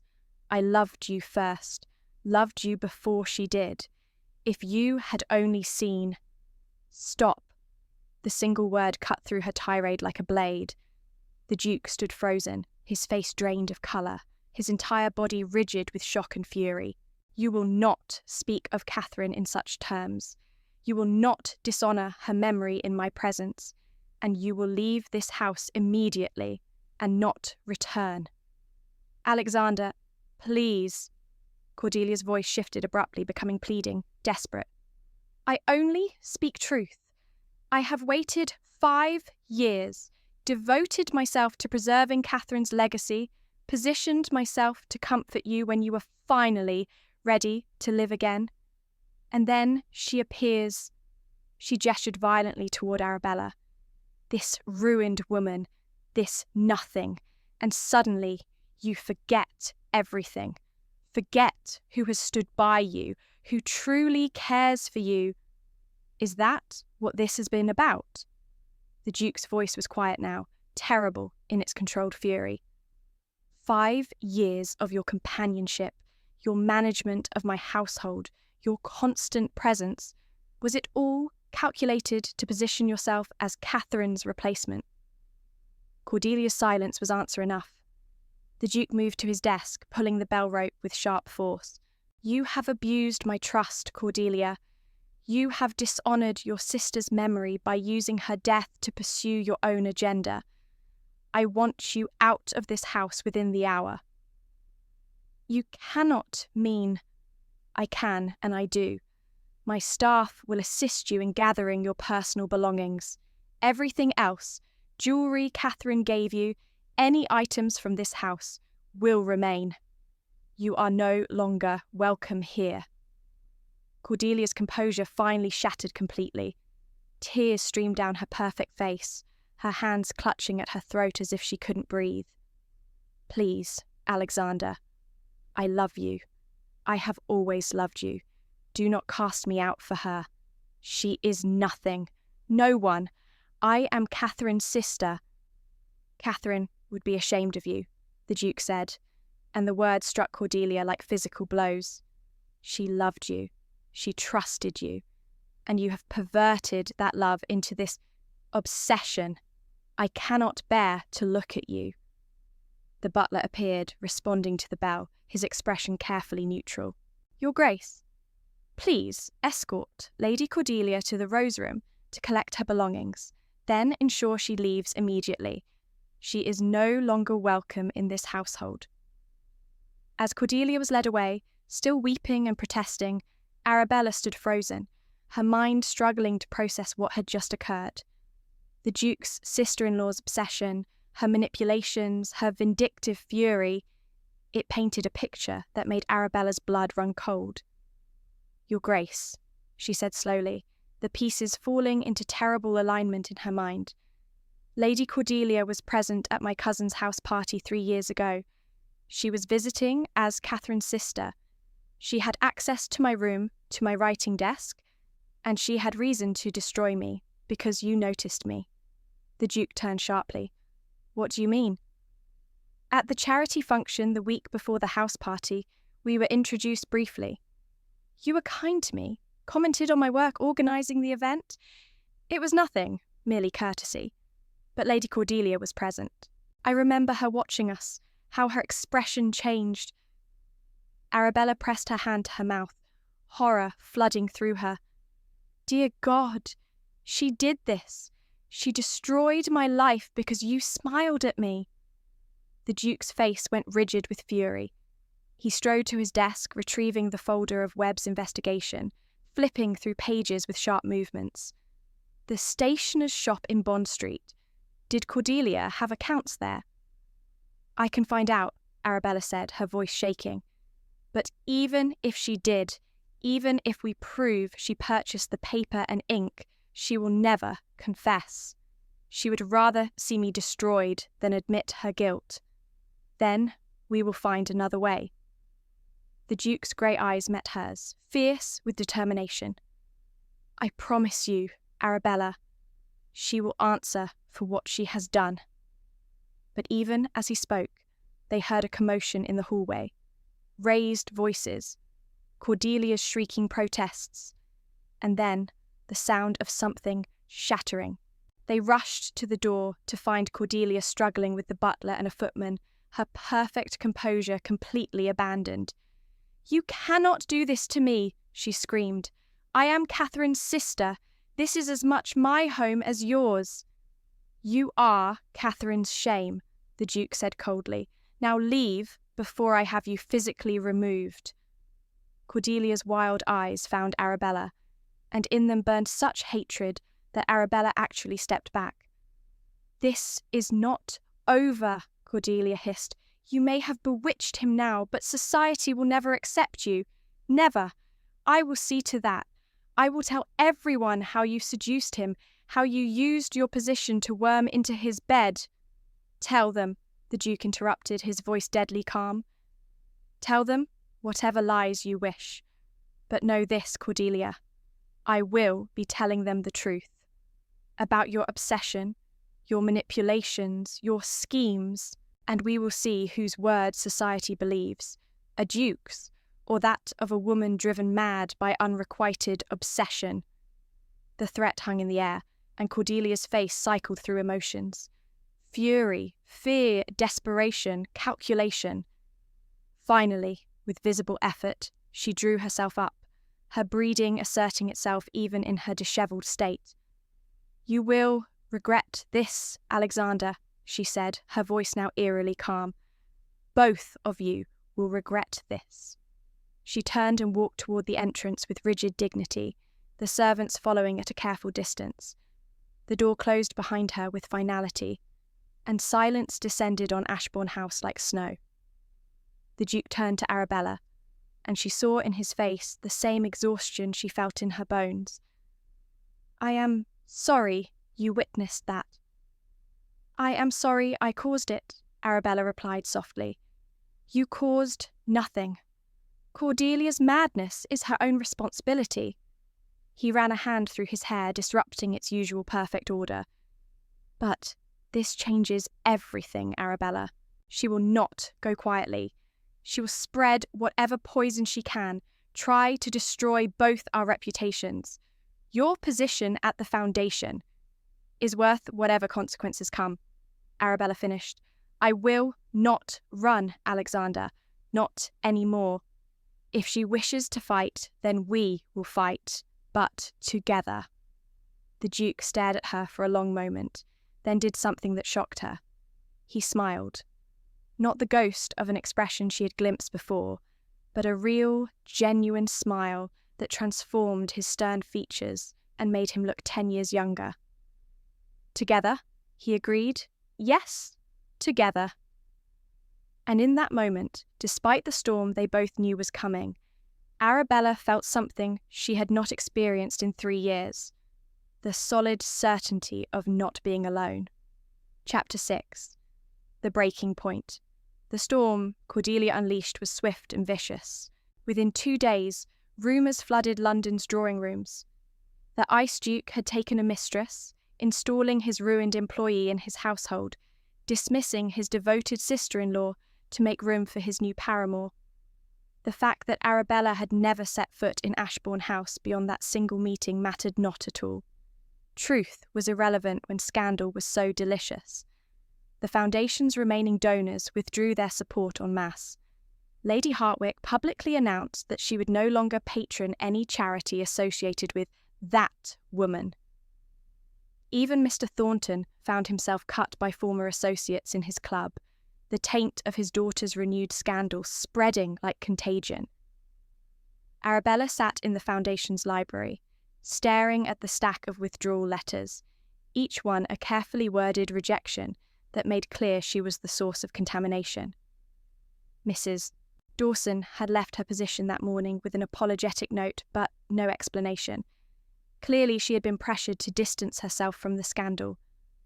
The Duke found her there as evening shadows lengthened, still sitting motionless before the evidence of her destruction. "Arabella?" He crossed to her side, kneeling beside her chair so their eyes were level. "This is not your fault." "Is it not?" Her voice was hollow. "You warned me Cordelia would strike back. I should have resigned immediately after her confrontation, should have removed myself before she could do this damage. The Foundation's work, all those people who depend on it, will continue to receive support from my personal funds, as I promised. The work will not stop, Arabella. Cordelia has only succeeded in exposing herself. Several people have commented on her increasingly unhinged behaviour, her obsessive attachment to my household. Her reputation is suffering as much as ours. That is cold comfort when children like Jenny will suffer because society matrons wish to distance themselves from scandal. Arabella finally met his eyes, and he saw the familiar defeat there, the same defeated expression she had worn at Lady Pemberton's ball before he had offered her hope. Perhaps it was hubris to believe I could ever escape what I did, what was done to me. Perhaps some stains cannot be washed clean. No. The Duke's hands gripped her arms, gentle but firm. I will not permit you to surrender to despair, not after how far you have come. Yes, Cordelia has struck a blow. Yes, society has shown its worst nature once again. But we have truth on our side, Arabella.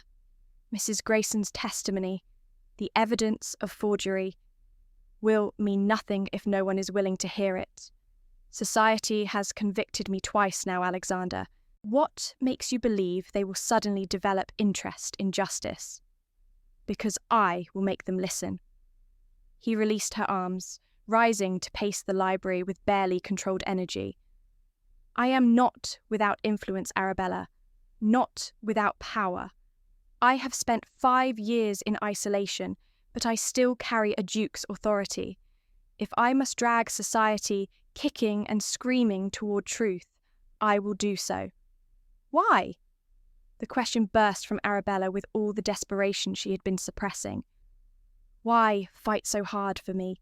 You could cut me loose, distance yourself from the scandal, return to your comfortable isolation. Instead, you risk your own reputation, your own standing, for a woman who is nothing to you. Nothing? The Duke whirled to face her, his control finally shattering. Is that truly what you believe? That you are nothing to me? What else can I be? I am your employee, your Grace, a woman you took pity on, offered charity in the guise of employment. Stop! He closed the distance between them in 3 swift strides, his hands framing her face with a gentleness that belied the intensity burning in his grey eyes. Stop diminishing yourself. Stop accepting society's judgment as truth. You are not nothing, Arabella. You have never been nothing. Then what am I to you? She whispered, her voice breaking. Tell me plainly, Alexander, because I cannot continue this dance. I cannot bear to hope for something that can never be, cannot allow myself to feel. She stopped, pressing her lips together to hold back words that would damn her completely. To feel what?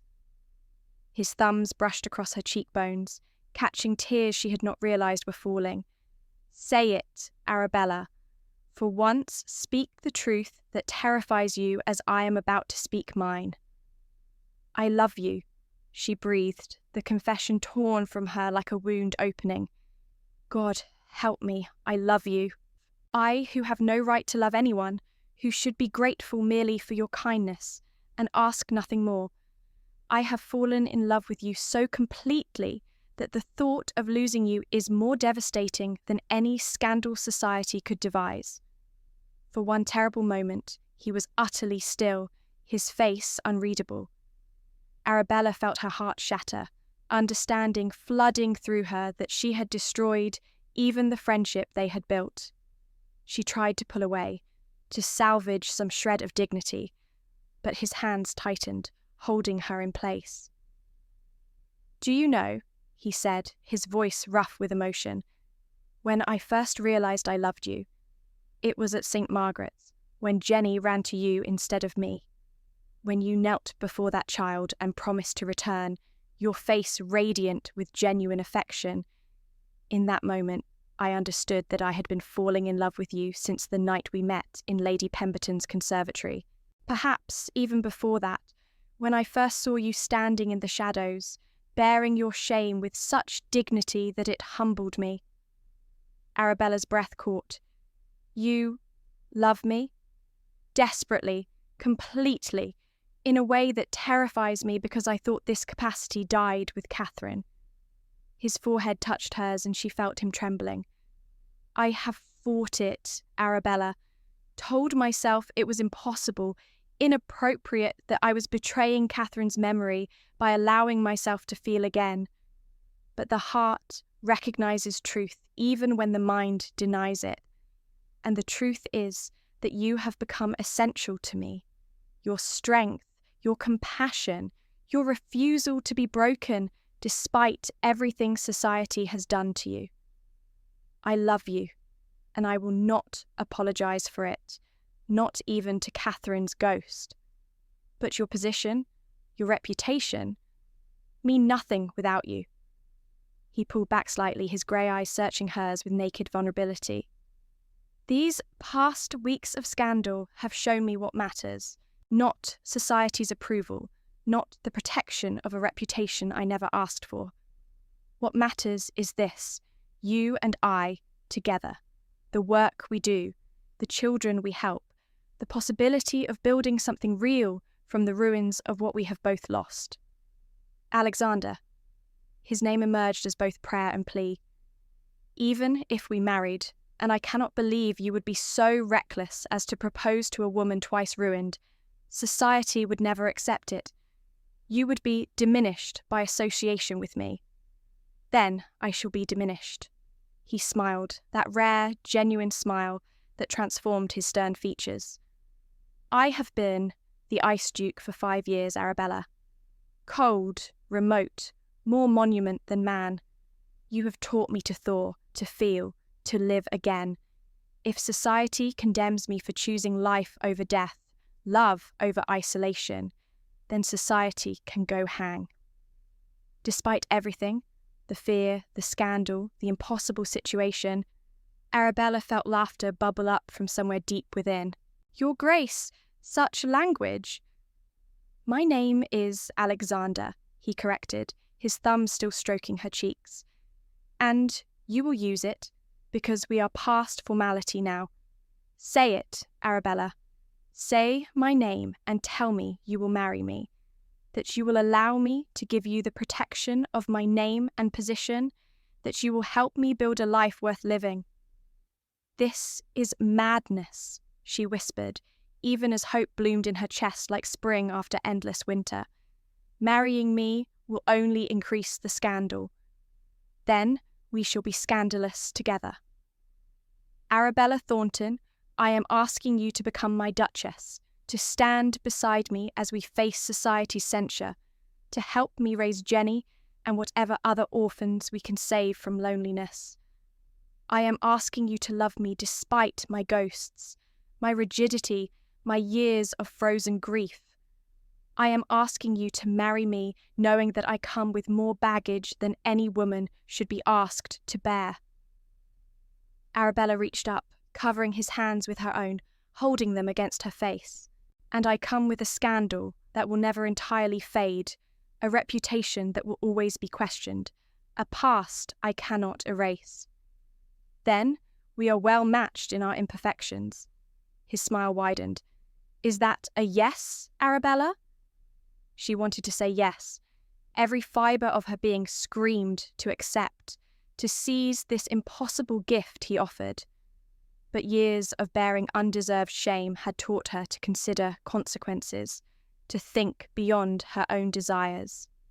What of Lady Cordelia? She will never accept this. She will fight with everything she has to prevent our marriage. Let her fight. She has already shown her true nature to anyone willing to see it. And speaking of Cordelia, he released Arabella reluctantly, moving to the library desk where a telegram lay. Mr. Webb sent word an hour ago. The former lady's maid, Mrs. Grayson, has had an attack of conscience. She is dying, Arabella. Cancer, the physicians say. She has perhaps weeks left, and she wishes to make a full confession before she meets her maker, including naming the person who paid her to plant those letters. Arabella's legs suddenly felt weak. She sank into the nearest chair. Cordelia? We do not know yet. Webb is travelling to Bath to take her statement. But if Mrs. Grayson identifies Cordelia as the architect of your ruin, his grey eyes blazed with fierce satisfaction, then we will have the evidence we need to restore your name completely. Even if she confesses, even if Cordelia is exposed, society may still not accept me as your wife. Then society can exclude us both, and we shall build our own world. Alexander knelt before her again, taking her hands in his. I am not afraid of scandal, Arabella. I am only afraid of losing you, of allowing fear and propriety to dictate my life when I have finally found reason to truly live. So I ask you again, will you marry me? Will you take this risk with me? Arabella looked into his eyes and saw her own desperate hope reflected there. She thought of Jenny, waiting for her promised visit. She thought of the Foundation's work, the lives they could touch together. She thought of the Duke, no, of Alexander, and how his rare smiles had become precious to her, how his presence had transformed her days from mere survival into something approaching joy. And she thought of the alternative, refusing him out of fear, watching him return to his frozen isolation while she drowned in renewed shame. Living the rest of her life knowing she had rejected the only man who had ever truly seen her, who had loved her despite, or perhaps because of, everything she had endured. Yes, she whispered, the word barely audible. Then, stronger. Yes, Alexander, I will marry you. God help us both, but yes. His expression transformed, shock giving way to fierce joy, the military rigidity melting entirely as he pulled her into his arms. The embrace was improper, passionate, everything society would condemn, and Arabella clung to him as if he were the only solid thing in a world gone mad. I will obtain a special license, he said against her hair. We can be married within days, before Cordelia has time to mount further opposition. The library door burst open with sudden violence. Lady Cordelia stood in the entrance, her beauty now haggard, her lavender silk rumpled, her golden hair escaping its pins. Behind her stood 3 society matrons, Lady Hartwick, Lady Pemberton, and the Countess of Rothwell, their expressions ranging from shock to vindicated satisfaction. Well, Cordelia said, her voice brittle with triumph, I had hoped to bring witnesses to His Grace's fall from propriety, but I confess this exceeds even my expectations. The Ice Duke, embracing his ruined mistress in a public building. How very illuminating! Alexander stood slowly, positioning himself between Arabella and the intruders, his military bearing returning with ice-cold precision. You trespass, Cordelia, all of you. This is a private office. Private? Lady Hartwick's voice dripped with disdain. Your Grace, you embrace a woman of the lowest moral character in a building funded by public charitable donations. There is nothing private about such behaviour.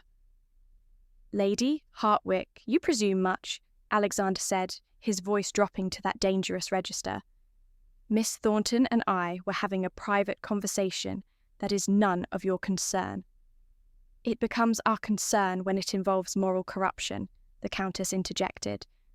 Your Grace, we had hoped the rumours were exaggerated, that you had not truly fallen so far as to take this woman as your paramour, but Lady Cordelia's information appears distressingly accurate.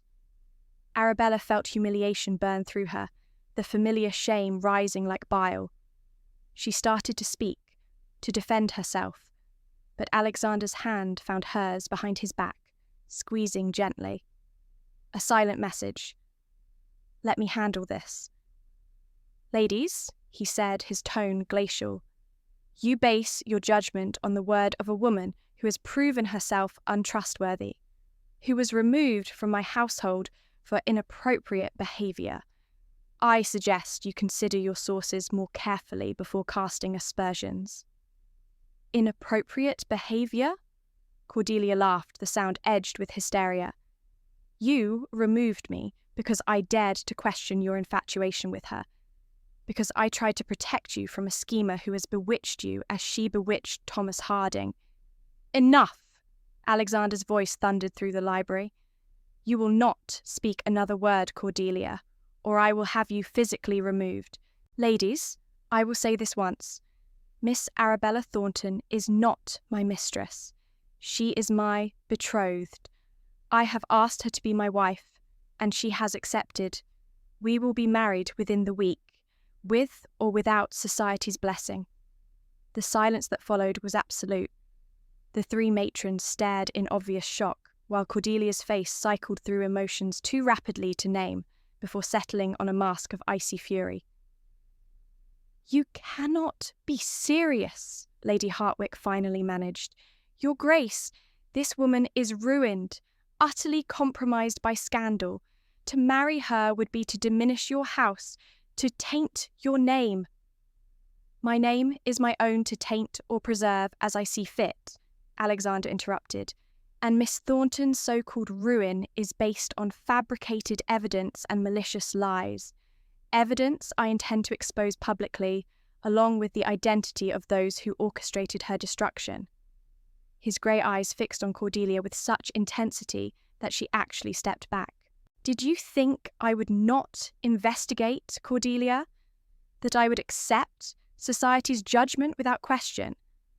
I have employed the finest investigator in London, and he has uncovered a great deal, including the fact that the paper and ink used for those forged letters were purchased from a Bond Street stationer, where you, Lady Cordelia, maintained a regular account. Cordelia's face went white.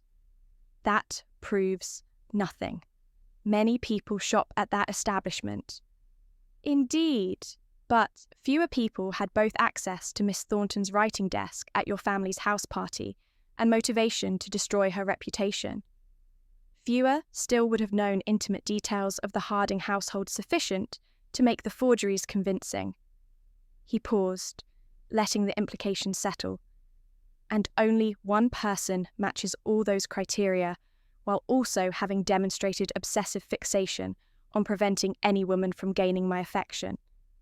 You have no proof, Cordelia hissed, but Arabella heard fear beneath the fury. Not yet, Alexander acknowledged, but we will. The woman you paid to plant those letters, Mrs. Martha Grayson, is dying, and on her deathbed she has decided to confess everything, including your name. My investigator is with her now, taking her sworn statement. The blood drained from Cordelia's face completely. She swayed, and Lady Pemberton reached out to steady her. This is preposterous, Lady Hartwick declared, though uncertainty had crept into her voice. Lady Cordelia would never what? Arabella found her voice at last, stepping out from behind Alexander to face her accusers directly. Would never destroy an innocent woman to serve her own obsessive purposes? Would never forge letters to eliminate a perceived rival? Would never allow me to suffer 3 years of exile and shame rather than admit her guilt? She turned to Cordelia, meeting those cold blue eyes without flinching. You destroyed my life because the Duke smiled at me. One smile, one moment of ordinary courtesy, and you decided I had to be eliminated. You lie, Cordelia spat, but her voice lacked conviction. Do I? Then explain your sudden fury when His Grace and I met at Lady Pemberton's ball. Explain your constant interference in his life, your obsessive attention to his household, your immediate hostility toward any woman who showed interest in him. Explain why you were so desperate to prevent our association that you went to the extraordinary effort of bringing these ladies here today to discover us in a compromising position." Lady Pemberton's eyes narrowed thoughtfully. She did seem remarkably certain we would find something scandalous, now that Miss Thornton mentions it, almost as if she had arranged the timing. "Because I knew what he was doing." Cordelia's composure finally cracked completely. "I knew he was being seduced by her pathetic wounded bird routine, her helpless act designed to appeal to his protective instincts. I have devoted 5 years to being what he needed, supporting him through his grief, managing his household, preserving Catherine's memory, and she appears and within weeks has wormed her way into his affections through manipulation and feminine wiles. I loved you first." The words burst from Cordelia like a dam breaking. "Before Catherine, before anyone, I loved Alexander Blackwood. But he chose her, sweet, insipid Catherine who couldn't even survive childbirth. And I waited. I grieved with him, supported him, positioned myself to be his natural choice when he finally healed. But then she appeared. This ruined nothing. And suddenly, all my work meant nothing, because she appealed to his ridiculous sense of justice and honour." She stopped abruptly, her hands flying to her mouth as she realised what she had revealed. The silence in the library was deafening. "Dear God," Lady Pemberton whispered, "you did it! You actually destroyed Miss Thornton deliberately." Cordelia's eyes were wild, desperate. She had to be removed. He was noticing her, would have courted her if I hadn't acted. The letters were simple. I had samples of her handwriting from correspondence. I knew the household's intimate details from Catherine's letters. I knew exactly how to make them convincing. And it worked.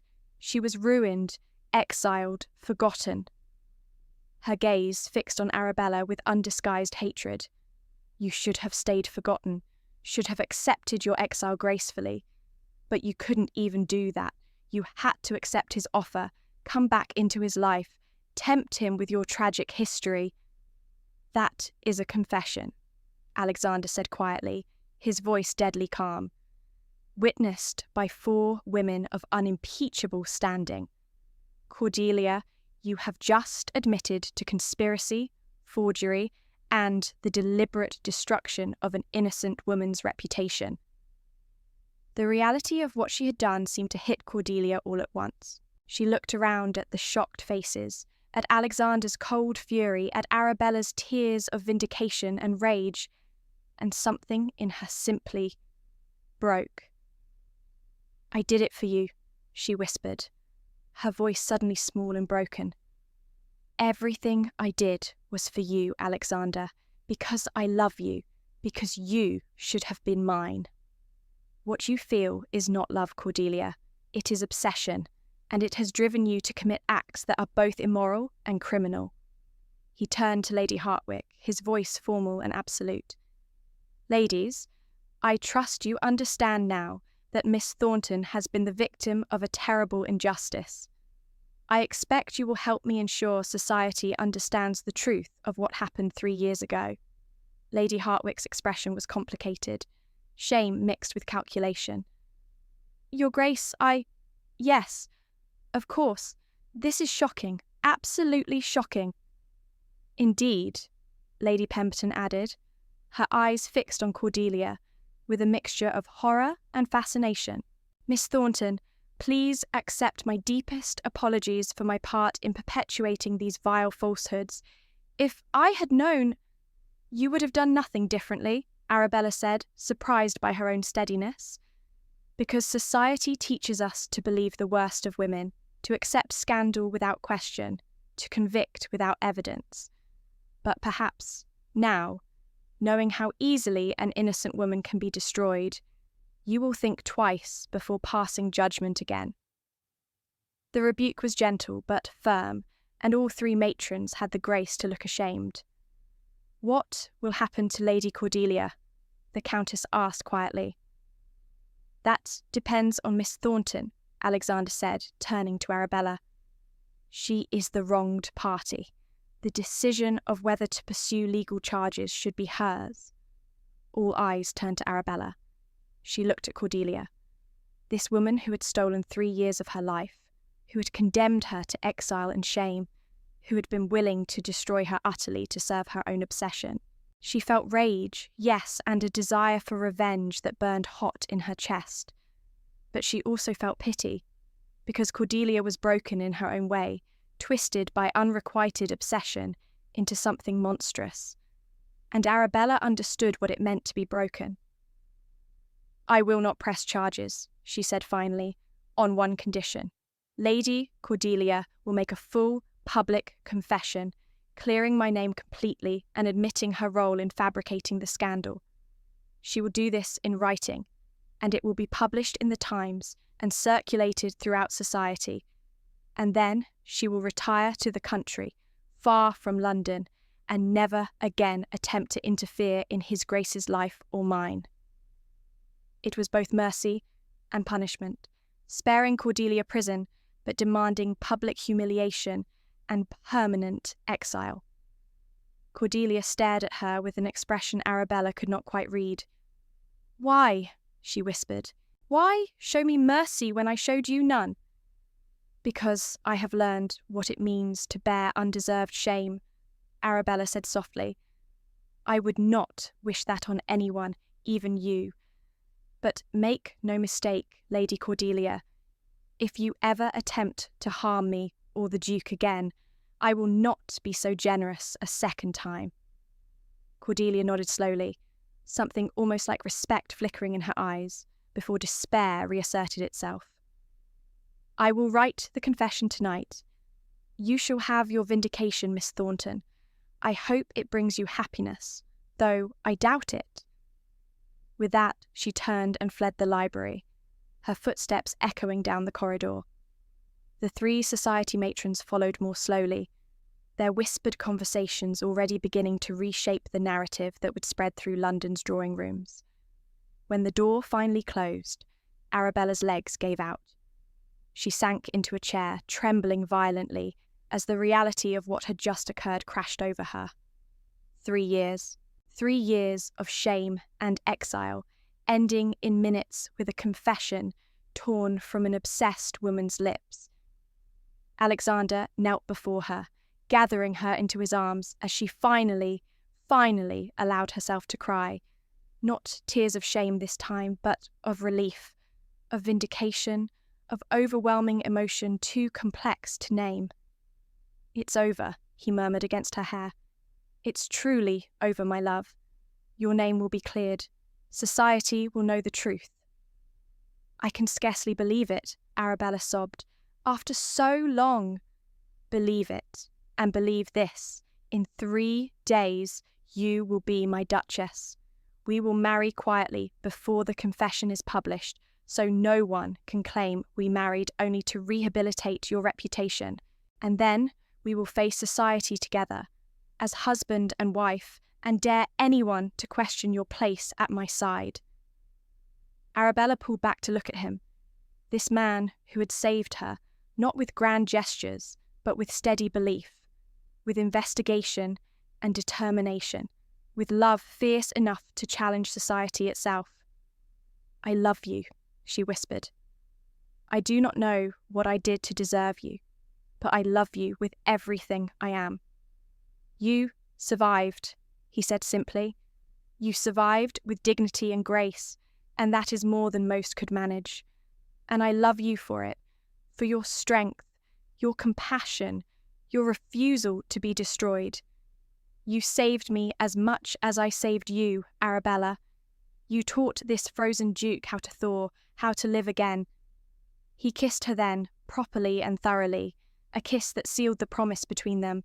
When they finally parted, both breathless, Arabella saw that the shadows beneath his eyes had lifted, that his rare smile came more easily, that the military rigidity had softened into something approaching peace. 3 days, she said. In 3 days I will be the Duchess of Ashbourne. In 3 days, he agreed, we both begin anew. together. And in the library of the foundation, built on one woman's compassion and transformed by another woman's strength, two wounded souls held each other and dared, at last, to hope. Chapter 7. Transformation and New Beginnings. The wedding took place on a grey Wednesday morning in the private chapel at Ashbourne House, with only Arabella's father and the Duke's elderly cousin, Lord Pemberton, who had always maintained Alexander was too isolated for his own good, as witnesses. The Duke had arranged everything with military precision, special licence obtained, clergymen secured, settlements drawn up with generous provisions for Arabella's father. Arabella wore not mourning black, but a gown of palest blue silk that Mrs. Dawson had helped her select from a modiste whose discretion was absolute. The colour felt strange against her skin after 3 years of unrelieved black, but when she caught sight of herself in the mirror, she barely recognised the woman staring back. Her cheeks held colour, her eyes sparkled with cautious joy, and her spine was straight with reclaimed dignity. "You are beautiful, my dear," her father said, his voice thick with emotion as he escorted her to the chapel. "I had feared I would never see you wear anything but black again. To see you in colour, to see you smile." He cleared his throat. "Your mother would be so proud." The ceremony itself passed in a blur of sensation. Alexander's steady, grey eyes as she walked toward him, the tremor in his hands as he slipped the ring onto her finger. His grandmother's ring, he had told her, a band of gold set with sapphires that matched her gown. The words of the ceremony, ancient and binding. The moment when the clergyman pronounced them man and wife, and Alexander kissed her with such tenderness that tears slipped down her cheeks. She was married. She was the Duchess of Ashbourne. And for the first time in 3 years, Arabella Thornton, now Arabella Blackwood, felt hope unfurl in her chest like a flower opening to sunlight. The wedding breakfast was intimate, held in the Ashbourne House dining room, with its portraits of previous dukes and duchesses looking down from the walls. Arabella found herself seated beneath a portrait of Catherine, the late Duchess, who smiled gently from her painted frame. "Does it trouble you?" Alexander asked quietly, following her gaze. "Having her portrait here?" Arabella considered the question carefully. "No," she said finally. "She was part of your life, part of who you are. I would not ask you to erase her memory. Besides," she smiled up at him, "I think she would approve of the Foundation's work, of our determination to help children like Jenny, perhaps even of us." "She would have liked you," Alexander said with certainty. Catherine had no patience for society's artificial judgments. She believed in seeing the truth of people, not their reputations. "Then I wish I could have known her." "In a way, you do. Through the Foundation, through the work you've transformed. Catherine's legacy lives in what you've built from it." The conversation was interrupted by Lord Pemberton's toast, a gracious speech welcoming Arabella to the family and expressing relief that Alexander had finally emerged from his self-imposed exile among the living dead. Her father's toast was more emotional, thanking the Duke for seeing what others had refused to see, his daughter's true character beneath society's false accusations. That afternoon, as Arabella and Alexander sat in their study, reviewing Foundation business with comfortable companionship, a messenger arrived with an envelope bearing the Times' seal. "It is published," Alexander said, scanning the contents quickly. "Cordelia's full confession, printed on the front page. By evening, all of London will know the truth." Arabella took the newspaper with trembling hands, reading words that vindicated her completely. "Lady Cordelia Ashbourne confesses to fabricating evidence that ruined Miss Arabella Thornton 3 years prior, motivated by jealous obsession with the Duke of Ashbourne." The article went on to detail the forgery, the paid accomplice, the deliberate destruction of an innocent woman's reputation. "It's truly over," she whispered. "No, my love." Alexander drew her into his arms. "It is truly beginning." 1 year later, the Ashbourne Foundation's anniversary gala was the event of the season, held at the Duke's magnificent Mayfair residence, with 300 guests filling the ballroom.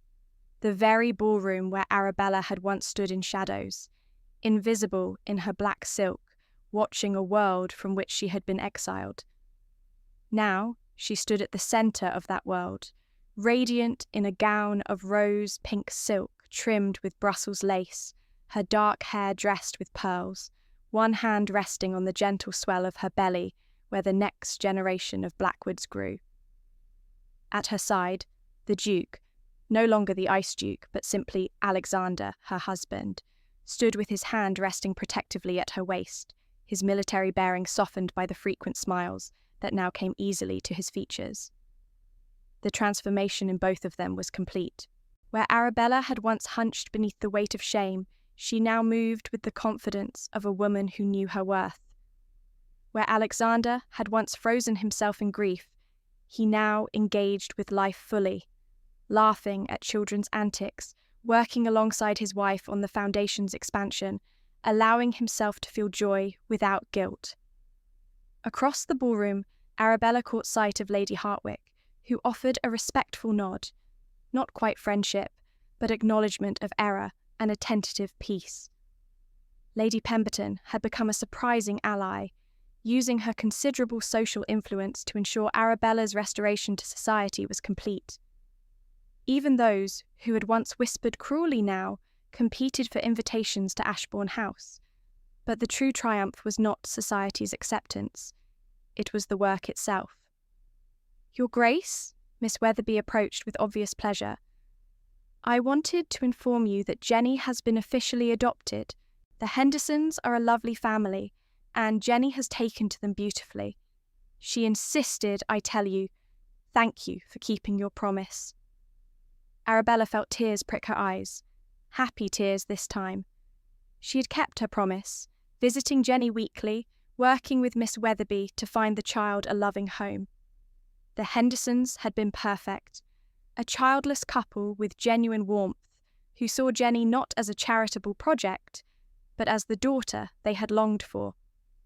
"That is wonderful news," Arabella said. "We shall visit next week to see how she's settling in." "She would like that very much, Your Grace, as would her new parents. They're quite in awe that a Duchess takes such personal interest in the orphanage." After Miss Weatherby departed, Alexander pulled Arabella closer, his grey eyes warm with love. "You have transformed the foundation beyond anything I imagined possible. 20 new families supported this year. 3 orphanages expanded, educational programs established." "We did this together," Arabella corrected. "Your support, your resources, your willingness to challenge society's expectations. Without that, none of this would be possible." "Perhaps, but it was your heart, your vision, your refusal to be broken that made it meaningful." He kissed her temple gently. "I am so proud of you, Arabella. So grateful that fate brought you to that conservatory a year ago." "Fate, or Lady Pemberton's overheated ballroom?" Arabella teased, smiling up at him with the joy that had become natural to her now. "Both, I think, along with a healthy dose of stubborn determination on both our parts." He paused as the orchestra struck up a waltz. "Dance with me. I believe this is the same ballroom where I first saw you, standing in those shadows. I would very much like to dance with you here now, in the light." Arabella placed her hand in his, allowing him to lead her onto the floor. As they began to waltz, she caught sight of their reflection in the ballroom's many mirrors. The Duke and Duchess of Ashbourne, moving together with practiced grace, his hand secure at her waist, her hand resting on his shoulder, their eyes locked with the intimacy of 2 people who truly knew and loved each other. "What are you thinking?" Alexander asked, noting her expression. "I am thinking," Arabella said softly, about the woman I was a year ago, standing in this very room, convinced her life was over, that she would wear black forever and never know joy again. And I am thinking about the woman I am now, your wife, the Duchess of Ashbourne, mother to the child we are expecting, partner in work that matters. The transformation seems impossible. Not impossible, hard won. You earned this, Arabella. Through your strength, your refusal to accept defeat, your willingness to trust when trust seemed foolish, you transformed yourself, and in doing so, you transformed me. The waltz continued, and around them other couples joined the dance. But Arabella was aware only of Alexander, his solid presence, his steady strength, the love that radiated from him like warmth. Across the ballroom, standing in the entrance, Arabella glimpsed a figure in black, a woman alone watching the dancers with an expression of longing. For a moment, fear clutched at her heart. But then, the woman turned into the light, and Arabella saw it was not Cordelia, but a young widow, newly bereaved and uncertain. Without hesitation, Arabella signalled to Mrs. Dawson, who had returned to her service with apologies and genuine loyalty, and gestured toward the widow. Mrs. Dawson understood immediately, moving to engage the lonely woman in conversation, to offer inclusion rather than isolation. You see someone suffering, and you cannot help but try to ease it, Alexander observed. It is one of the things I love most about you. I remember what it felt like to stand alone in a ballroom, Arabella replied. I would spare others that pain if I can. The music swelled toward its conclusion, and as Alexander spun her in the final turn, Arabella caught sight of their portrait, commissioned just last month, hanging in the place of honour, usually reserved for the Duke alone. In it, they stood together in the Foundation's library, his hand on her shoulder, hers holding a ledger book, their expressions serious but softened by the subtle smiles that spoke of shared purpose and deep affection. It was not a typical ducal portrait, but then theirs was not a typical ducal marriage. As the waltz ended and Alexander bowed over her hand with old-fashioned courtliness, Arabella felt a flutter in her belly, the baby moving for the first time. Her hand went instinctively to the spot, and Alexander's eyes widened. Was that? Yes. Arabella laughed, joy bubbling up like champagne. Our child, announcing his or her presence. Alexander's hand covered hers, his expression cycling through wonder, fear, hope, and finally settling on pure love. I will not lose you, he said fiercely. I will call the best physicians in London, engage nurses, ensure... You will breathe, Arabella interrupted gently, understanding his fear. The memories of Catherine dying in childbirth, the trauma he still carried. You will trust that I am strong, that we have excellent medical care, that this story will have a different ending. Together, remember, we face everything together. He exhaled shakily, then nodded, his military control reasserting itself, but tempered now by trust. Together. Yes, I can do this if you are beside me. Always beside you, Arabella promised, through whatever comes. The evening continued in a blur of toasts and congratulations, donations pledged, and plans made for the Foundation's next year. But the moment Arabella would remember, the moment that crystallized her transformation from ruined woman to beloved Duchess, came late in the evening. Lord Pemberton called for silence, then raised his glass in a final toast.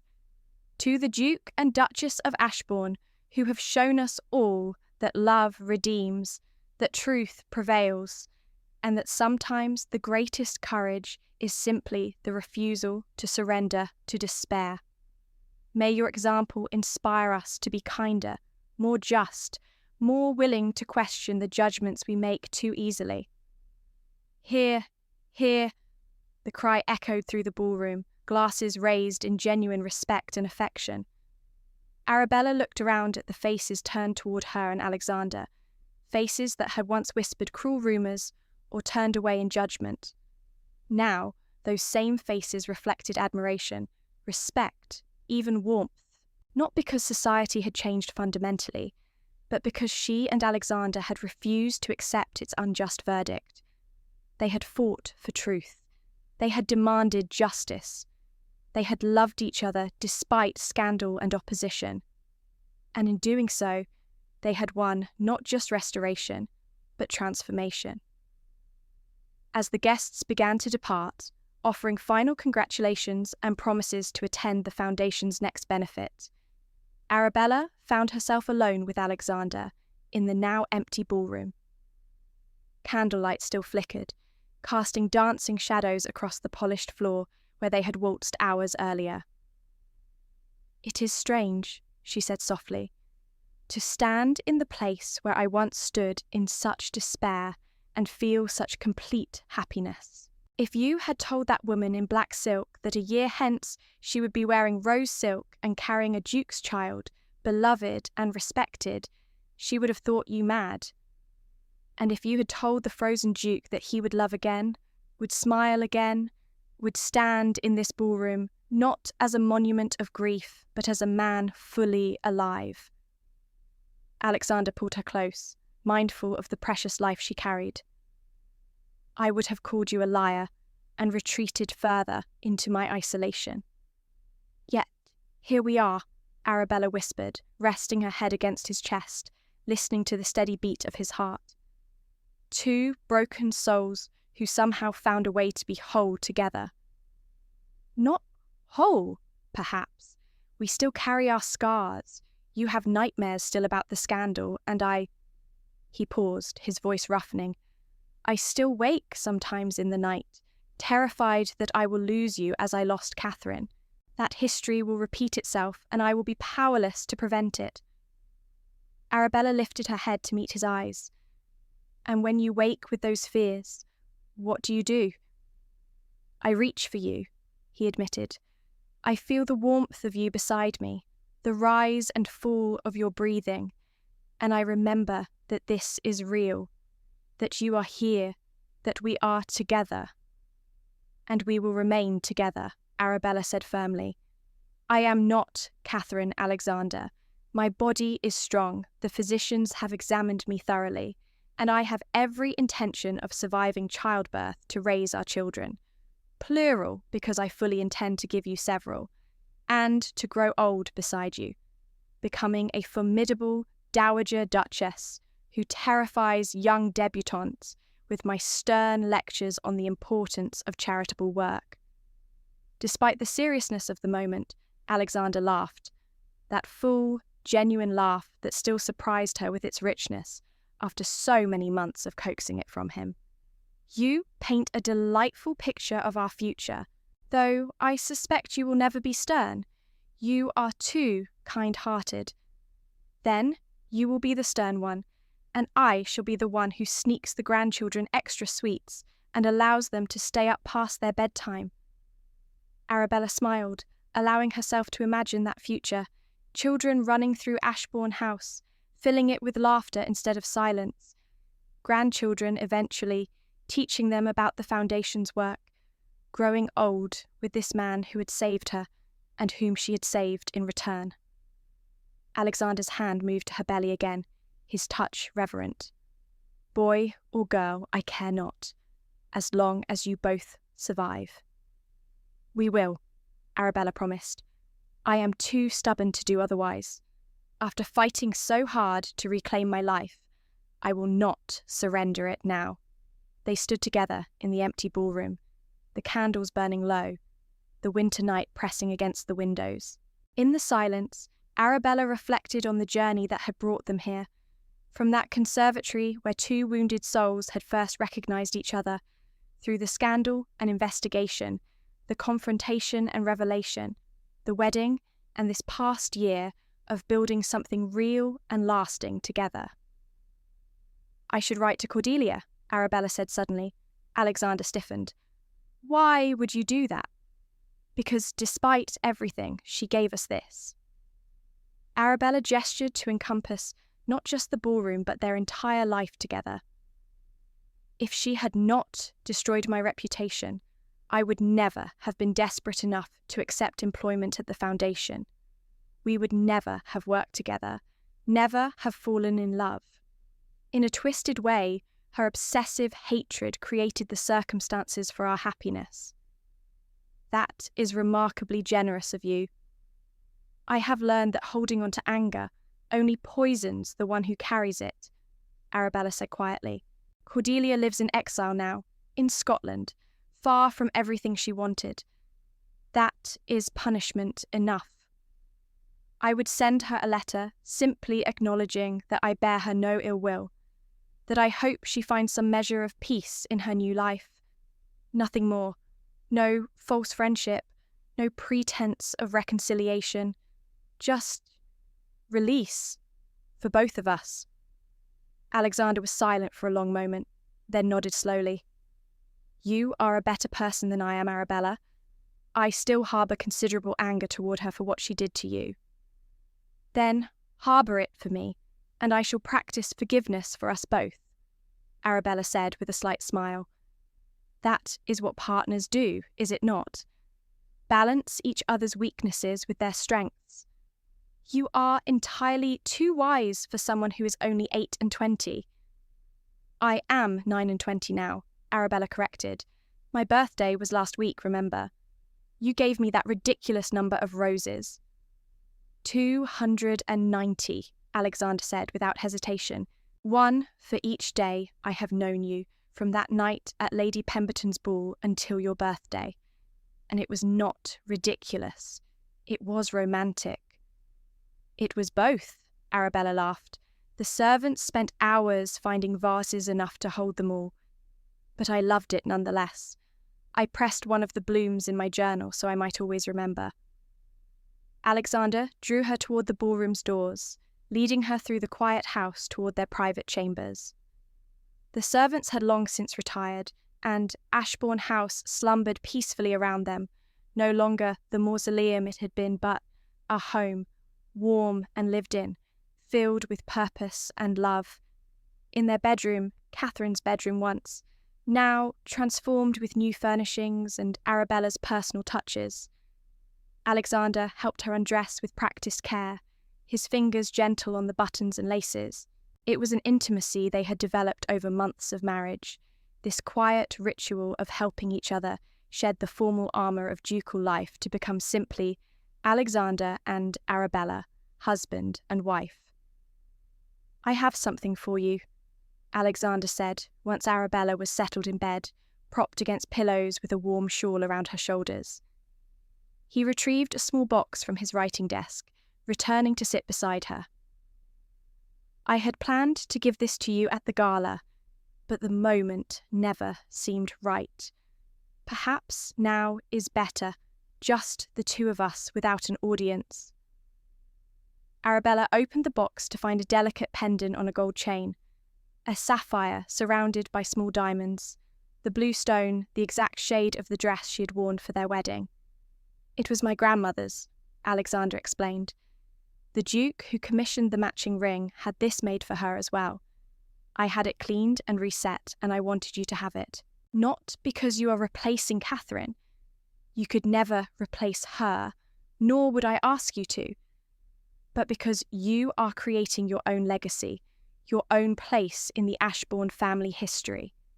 And I wanted you to have jewels that reflect that, pieces chosen specifically for you. Arabella felt tears well up, the happy tears that came so easily now, unlike the bitter tears of her ruined years. It's beautiful, Alexander. Help me put it on. He fastened the chain around her neck, the sapphire settling against her skin, cool and solid. Arabella touched it, feeling the weight of history and promise combined. Thank you, she whispered, for this, for everything. For seeing me when I was invisible, for believing me when I was condemned, for loving me when I was convinced I would never be loved again. Thank you, Alexander countered, for teaching me to thaw, for reminding me that life continues even after devastating loss. for giving me reason to emerge from my frozen isolation. You saved me, Arabella, as much as I saved you. They settled together in the large bed, Alexander's arm around her shoulders, Arabella's head resting on his chest. Outside, London slept beneath a blanket of winter stars. Inside Ashbourne House, two people who had found each other in darkness now basked in the light they had created together. "Tell me about our future," Arabella murmured sleepily. "Paint me a picture of what our life will be." Alexander's voice rumbled beneath her ear, warm and certain. "We will raise our children to be kind and strong, to understand that position brings responsibility, not just privilege. They will work alongside us at the foundation, learning to see those less fortunate as people deserving dignity, not merely objects of charity. Our daughter, for I am certain our first will be a girl, will have your strength and compassion. She will refuse to be limited by society's expectations, and I will be utterly helpless before her charms." Arabella smiled, imagining it. "And our sons? We will have your stubbornness and my military bearing, though hopefully with more warmth than I possessed before you taught me how to feel again. They will torment their tutors, charm the servants, and grow into men who stand up for justice even when it is unpopular. And you," his arm tightened around her, "you will transform the foundation into something that outlasts us both. You will be known not as the ruined Duchess, but as the Duchess who changed how society views and supports widows and orphans. Your legacy will be compassion made practical, charity made personal." "And you?" Arabella asked. "What will your legacy be?"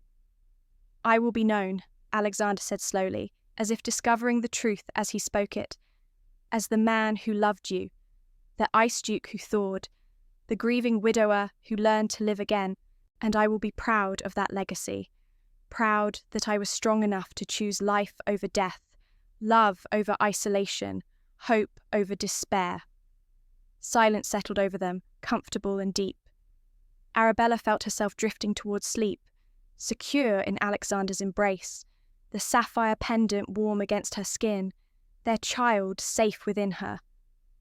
Just before sleep claimed her, she whispered, "I love you, Alexander Blackwood.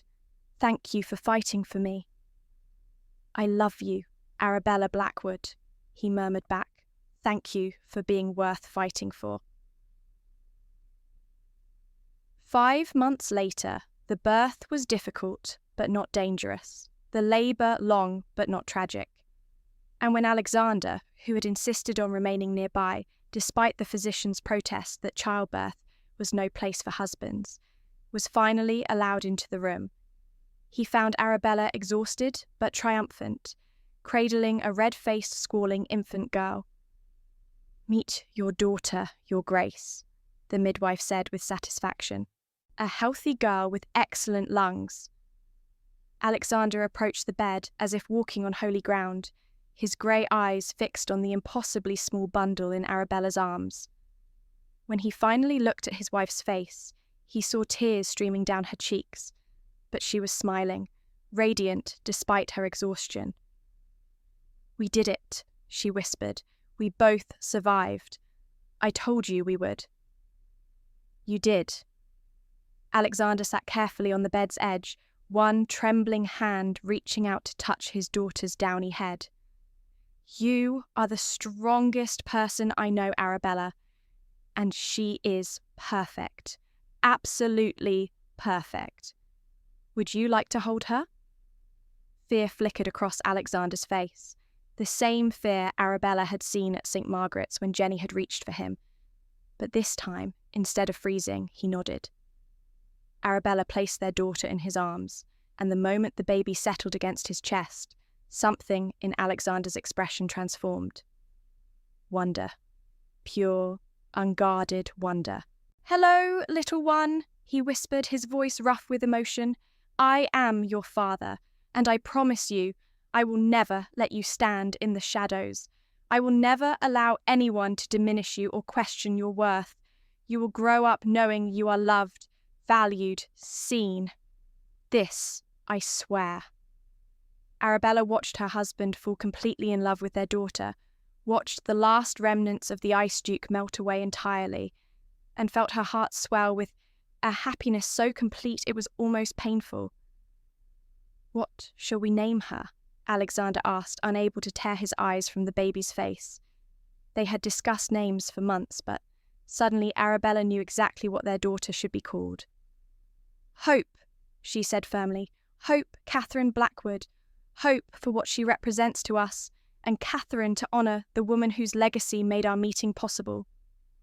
Alexander's eyes met hers, shining with unshed tears. "Hope Catherine. It is perfect. She is perfect. You are perfect. How did I become so blessed?"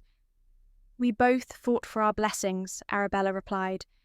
"We earned them through surviving what should have destroyed us, through refusing to surrender to despair, through choosing to love even when love seemed impossible." Baby Hope chose that moment to stop crying, her eyes, grey like her father's, opening to gaze up at the face above her. Alexander made a sound somewhere between a laugh and a sob, and Arabella saw 5 years of frozen grief finally, fully, melt away. "I love you," he told their daughter. "I love you and I love your mother, and I will spend the rest of my life ensuring you both know it." Epilogue. 3 years later, the autumn garden party at Ashbourne House had become an annual tradition, a celebration marking the foundation's continued growth and success. This year, nearly 500 guests filled the grounds, from the highest nobility to the orphans and widows who benefited from the foundation's work, all mingling together in a way that would have been unthinkable just 5 years earlier. Arabella Blackwood, Duchess of Ashbourne, moved through the crowd with practiced grace, her gown of deep emerald silk complementing her dark hair, now dressed in a more relaxed style that reflected her position as established duchess rather than desperate debutante. At her side, or more accurately, tugging at her skirts, was 3-year-old Hope, a whirlwind of energy in miniature rose-coloured silk, her father's grey eyes bright with mischief. "Mama, may I go see Jenny?" Hope asked, pointing toward where the former orphan, now a thriving 8-year-old, was helping to serve refreshments to guests. "Yes, darling, but stay where I can see you." Arabella watched her daughter scamper off, then placed a hand on her belly, where the twins, confirmed by the physicians just last week, were already making their presence known with energetic movements. "She has your determination and my stubbornness," Alexander said, appearing at her elbow with 2 glasses of lemonade, a terrifying combination. "She has your courage and my compassion, which I find a much more pleasant way of viewing it." Arabella accepted the lemonade gratefully, the autumn sun warm despite the season's advancing chill. "How are you feeling? Should you be resting?" "Twins, Arabella? The physicians said you should avoid excessive activity. The physicians also said I should avoid the scandal of working at a charitable foundation, dancing at balls while visibly pregnant, and generally living my life," Arabella interrupted with fond exasperation. "I appreciate your concern, husband, but I am perfectly well, strong as an ox, according to the midwife." Alexander's expression cycled through worry, frustration, and finally resignation. "You will do exactly as you please, regardless of my concerns, will you not? I will do exactly as is sensible, which sometimes coincides with your concerns and sometimes does not." Arabella stood on tiptoe to kiss his cheek. "But I love you for worrying." "I love you for tolerating my worrying," Alexander countered, his arm sliding around her waist in a gesture that had become second nature over their years together. Across the garden, Arabella saw familiar faces. Lady Pemberton, now a devoted supporter of the foundation, chatting with Miss Weatherby about the possibility of establishing a school for orphaned girls. Lord Pemberton in animated discussion with several MPs about legislation to protect vulnerable children. Even Lady Hartwick, who had become an unlikely ally, organising fundraising efforts among the ton. But the most satisfying sight was near the refreshment tables, where a young woman in serviceable but neat grey silk was helping Jenny serve lemonade to guests. The woman was formerly Mrs. Martha Grayson, the lady's maid who had planted the forged letters but later confessed. After Cordelia's exposure, Arabella had tracked down Mrs. Grayson, who by then was dying of cancer as predicted. But instead of letting her die in poverty and shame, Arabella had used foundation resources to ensure she received proper medical care. The cancer, miraculously, had gone into remission. Mrs. Grayson, overcome with gratitude and genuine repentance, had dedicated the remainder of her life to serving the foundation. "Do you ever regret it?" Alexander asked quietly, following Arabella's gaze. "Showing mercy to someone who helped destroy you?" "No," Arabella said honestly. "Mrs. Grayson was a tool, not the architect of my ruin. She was desperate, poor, and vulnerable to Cordelia's manipulation. By offering her redemption, I gained not just a dedicated servant, but proof that people can change, that mercy can transform as surely as punishment can destroy." "You are," Alexander said with deep affection, "the most remarkable woman I have ever known." "I am simply a woman who understands what it means to be given a second chance," Arabella replied. "How could I not offer the same to others?" The afternoon progressed with music and laughter, children playing while adults discussed both frivolous society gossip and serious matters of charitable work. It was, Arabella reflected, exactly the kind of gathering she had once believed she would never attend again. And now she was not merely attending, but hosting, not hiding in shadows, but standing in sunlight. As the sun began to set, painting the sky in shades of amber and rose, Alexander called for attention. The crowd quieted, all eyes turning toward the Duke and Duchess standing together on the terrace, little hope between them, holding both their hands.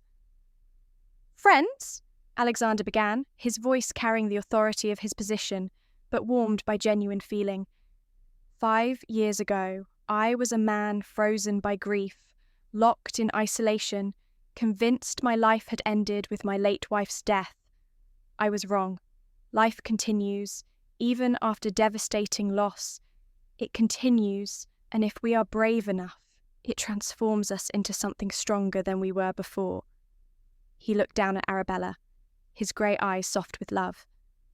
"My wife has taught me this. She who survived false accusations and social exile, who bore shame that was not hers to bear, who refused to be broken despite society's best efforts. She showed me that courage is not the absence of fear, but the refusal to let fear dictate our lives. She taught me to thaw, to feel, to live again." Arabella felt tears prick her eyes as Alexander continued. "And so, tonight, I wish to announce that the Ashbourne Foundation is expanding its mission. In addition to supporting widows and orphans, we will be establishing a legal fund to assist those falsely accused, whether of crimes, moral failings, or social transgressions. We will investigate, advocate, and, when necessary, pursue justice for those whom society has condemned without proper evidence. Because my wife's experience taught me that reputation can be destroyed in moments, but takes years to rebuild, and some never get that chance." The crowd erupted in applause. Arabella saw tears on more than one face, people who understood what it meant to be judged unfairly, to fight for redemption, to need someone powerful enough to stand beside them against society's condemnation. "The fund will be called," Alexander concluded, his voice thick with emotion, "the Hope Foundation, named for our daughter and for what she represents. Hope that justice can prevail, that truth can emerge, that love can redeem even the most desperate circumstances." He turned to Arabella fully now, taking both her hands in his as Hope clung to her skirts. "Thank you," he said, loud enough for all to hear, "for teaching me that ice melts, that frozen hearts can beat again, that life after loss is not just possible, but beautiful. Thank you for being brave enough to accept my offer of employment when you had every reason to refuse. Thank you for loving me despite my ghosts and my fears. Thank you for our daughter, for the twins you carry now, for the life we are building together. You are my Duchess, my partner, my love, and I am honoured beyond measure to stand beside you." The applause was thunderous now, but Arabella heard none of it. She saw only Alexander, her husband, her love, the man who had saved her and whom she had saved in return. She saw in his eyes the same wonder she felt, that two broken people could find each other in darkness and together create such light. "I love you," she whispered. "I love you," he replied, then kissed her properly despite the crowd, despite propriety, despite everything except the simple truth that they loved each other and refused to hide it. When they finally parted, Hope tugged at Alexander's hand. "Papa, may I tell them too?" Alexander laughed, lifting their daughter into his arms. "Of course, little one. Tell them." Hope turned to face the crowd, her grey eyes so like her father's, bright with importance. "I am going to be a big sister. Mamma has 2 babies in her tummy." The crowd erupted in laughter and congratulations, and Hope beamed, delighted by the attention. Alexander held her close, one arm around his daughter, the other around his wife, and Arabella saw in his face complete, unguarded happiness. Later that night, after the guests had departed and Hope had been tucked into bed with her favourite stories, Arabella and Alexander stood together in the garden where they had hosted the party. The autumn air was crisp, stars beginning to emerge in the darkening sky. "Do you remember," Arabella said softly, "that night in Lady Pemberton's conservatory, when we were both seeking escape from a ballroom that felt suffocating? I remember thinking I had never met anyone who understood isolation as completely as I did," Alexander replied. "I remember watching you tremble and offering my handkerchief because I could not bear to see you in pain. I remember thinking that simple kindness was more than I deserved, that I should refuse it because accepting kindness would make the loneliness worse when it inevitably ended." Arabella turned to face him, taking both his hands in hers. "I was so wrong. Accepting your kindness was the first step toward reclaiming my life. And offering it was my first step toward reclaiming mine." Alexander raised her hands to his lips, kissing first one, then the other. "We saved each other, Arabella. 2 ghosts who refused to remain dead, who chose life even when life seemed impossible. And now, look at us," Arabella smiled. "A duchess who once wore nothing but black, now wearing jewel tones and carrying twins. A duke once called the Ice Duke, now known throughout London for his warm heart and dedication to justice. A daughter named Hope, and soon 2 more children to fill this house with laughter. A foundation that transforms lives, a love that defies every obstacle society placed before us. And a lifetime still ahead of us," Alexander added, pulling her close. "A lifetime of work to do, children to raise, causes to champion, and love to celebrate." "A lifetime," Arabella agreed, resting her head against his chest, listening to the steady beat of his heart. The heart that had once been frozen, but now beat warm and strong with life and love. Above them, stars wheeled in ancient patterns. Around them, Ashbourne House stood solid and welcoming, no longer a mausoleum, but a home. And within them both, the Duke and Duchess of Ashbourne, the Ice Duke and the ruined woman who had transformed into something far greater than society could have imagined, beat hearts that had learned the most important lesson of all, that love redeems, that truth prevails, that hope, once kindled, can light even the darkest path, and that sometimes the greatest strength lies not in avoiding brokenness, but in allowing oneself to be made whole again through the transformative power of genuine, hard-won love.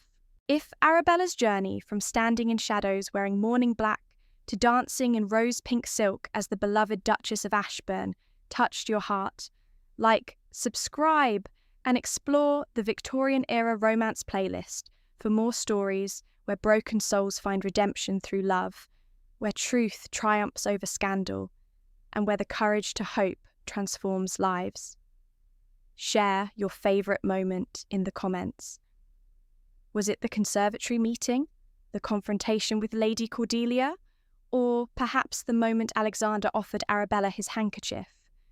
Remember, no matter how broken you feel, no matter how dark the shadows you stand in, transformation is always possible for those brave enough to reach for the light.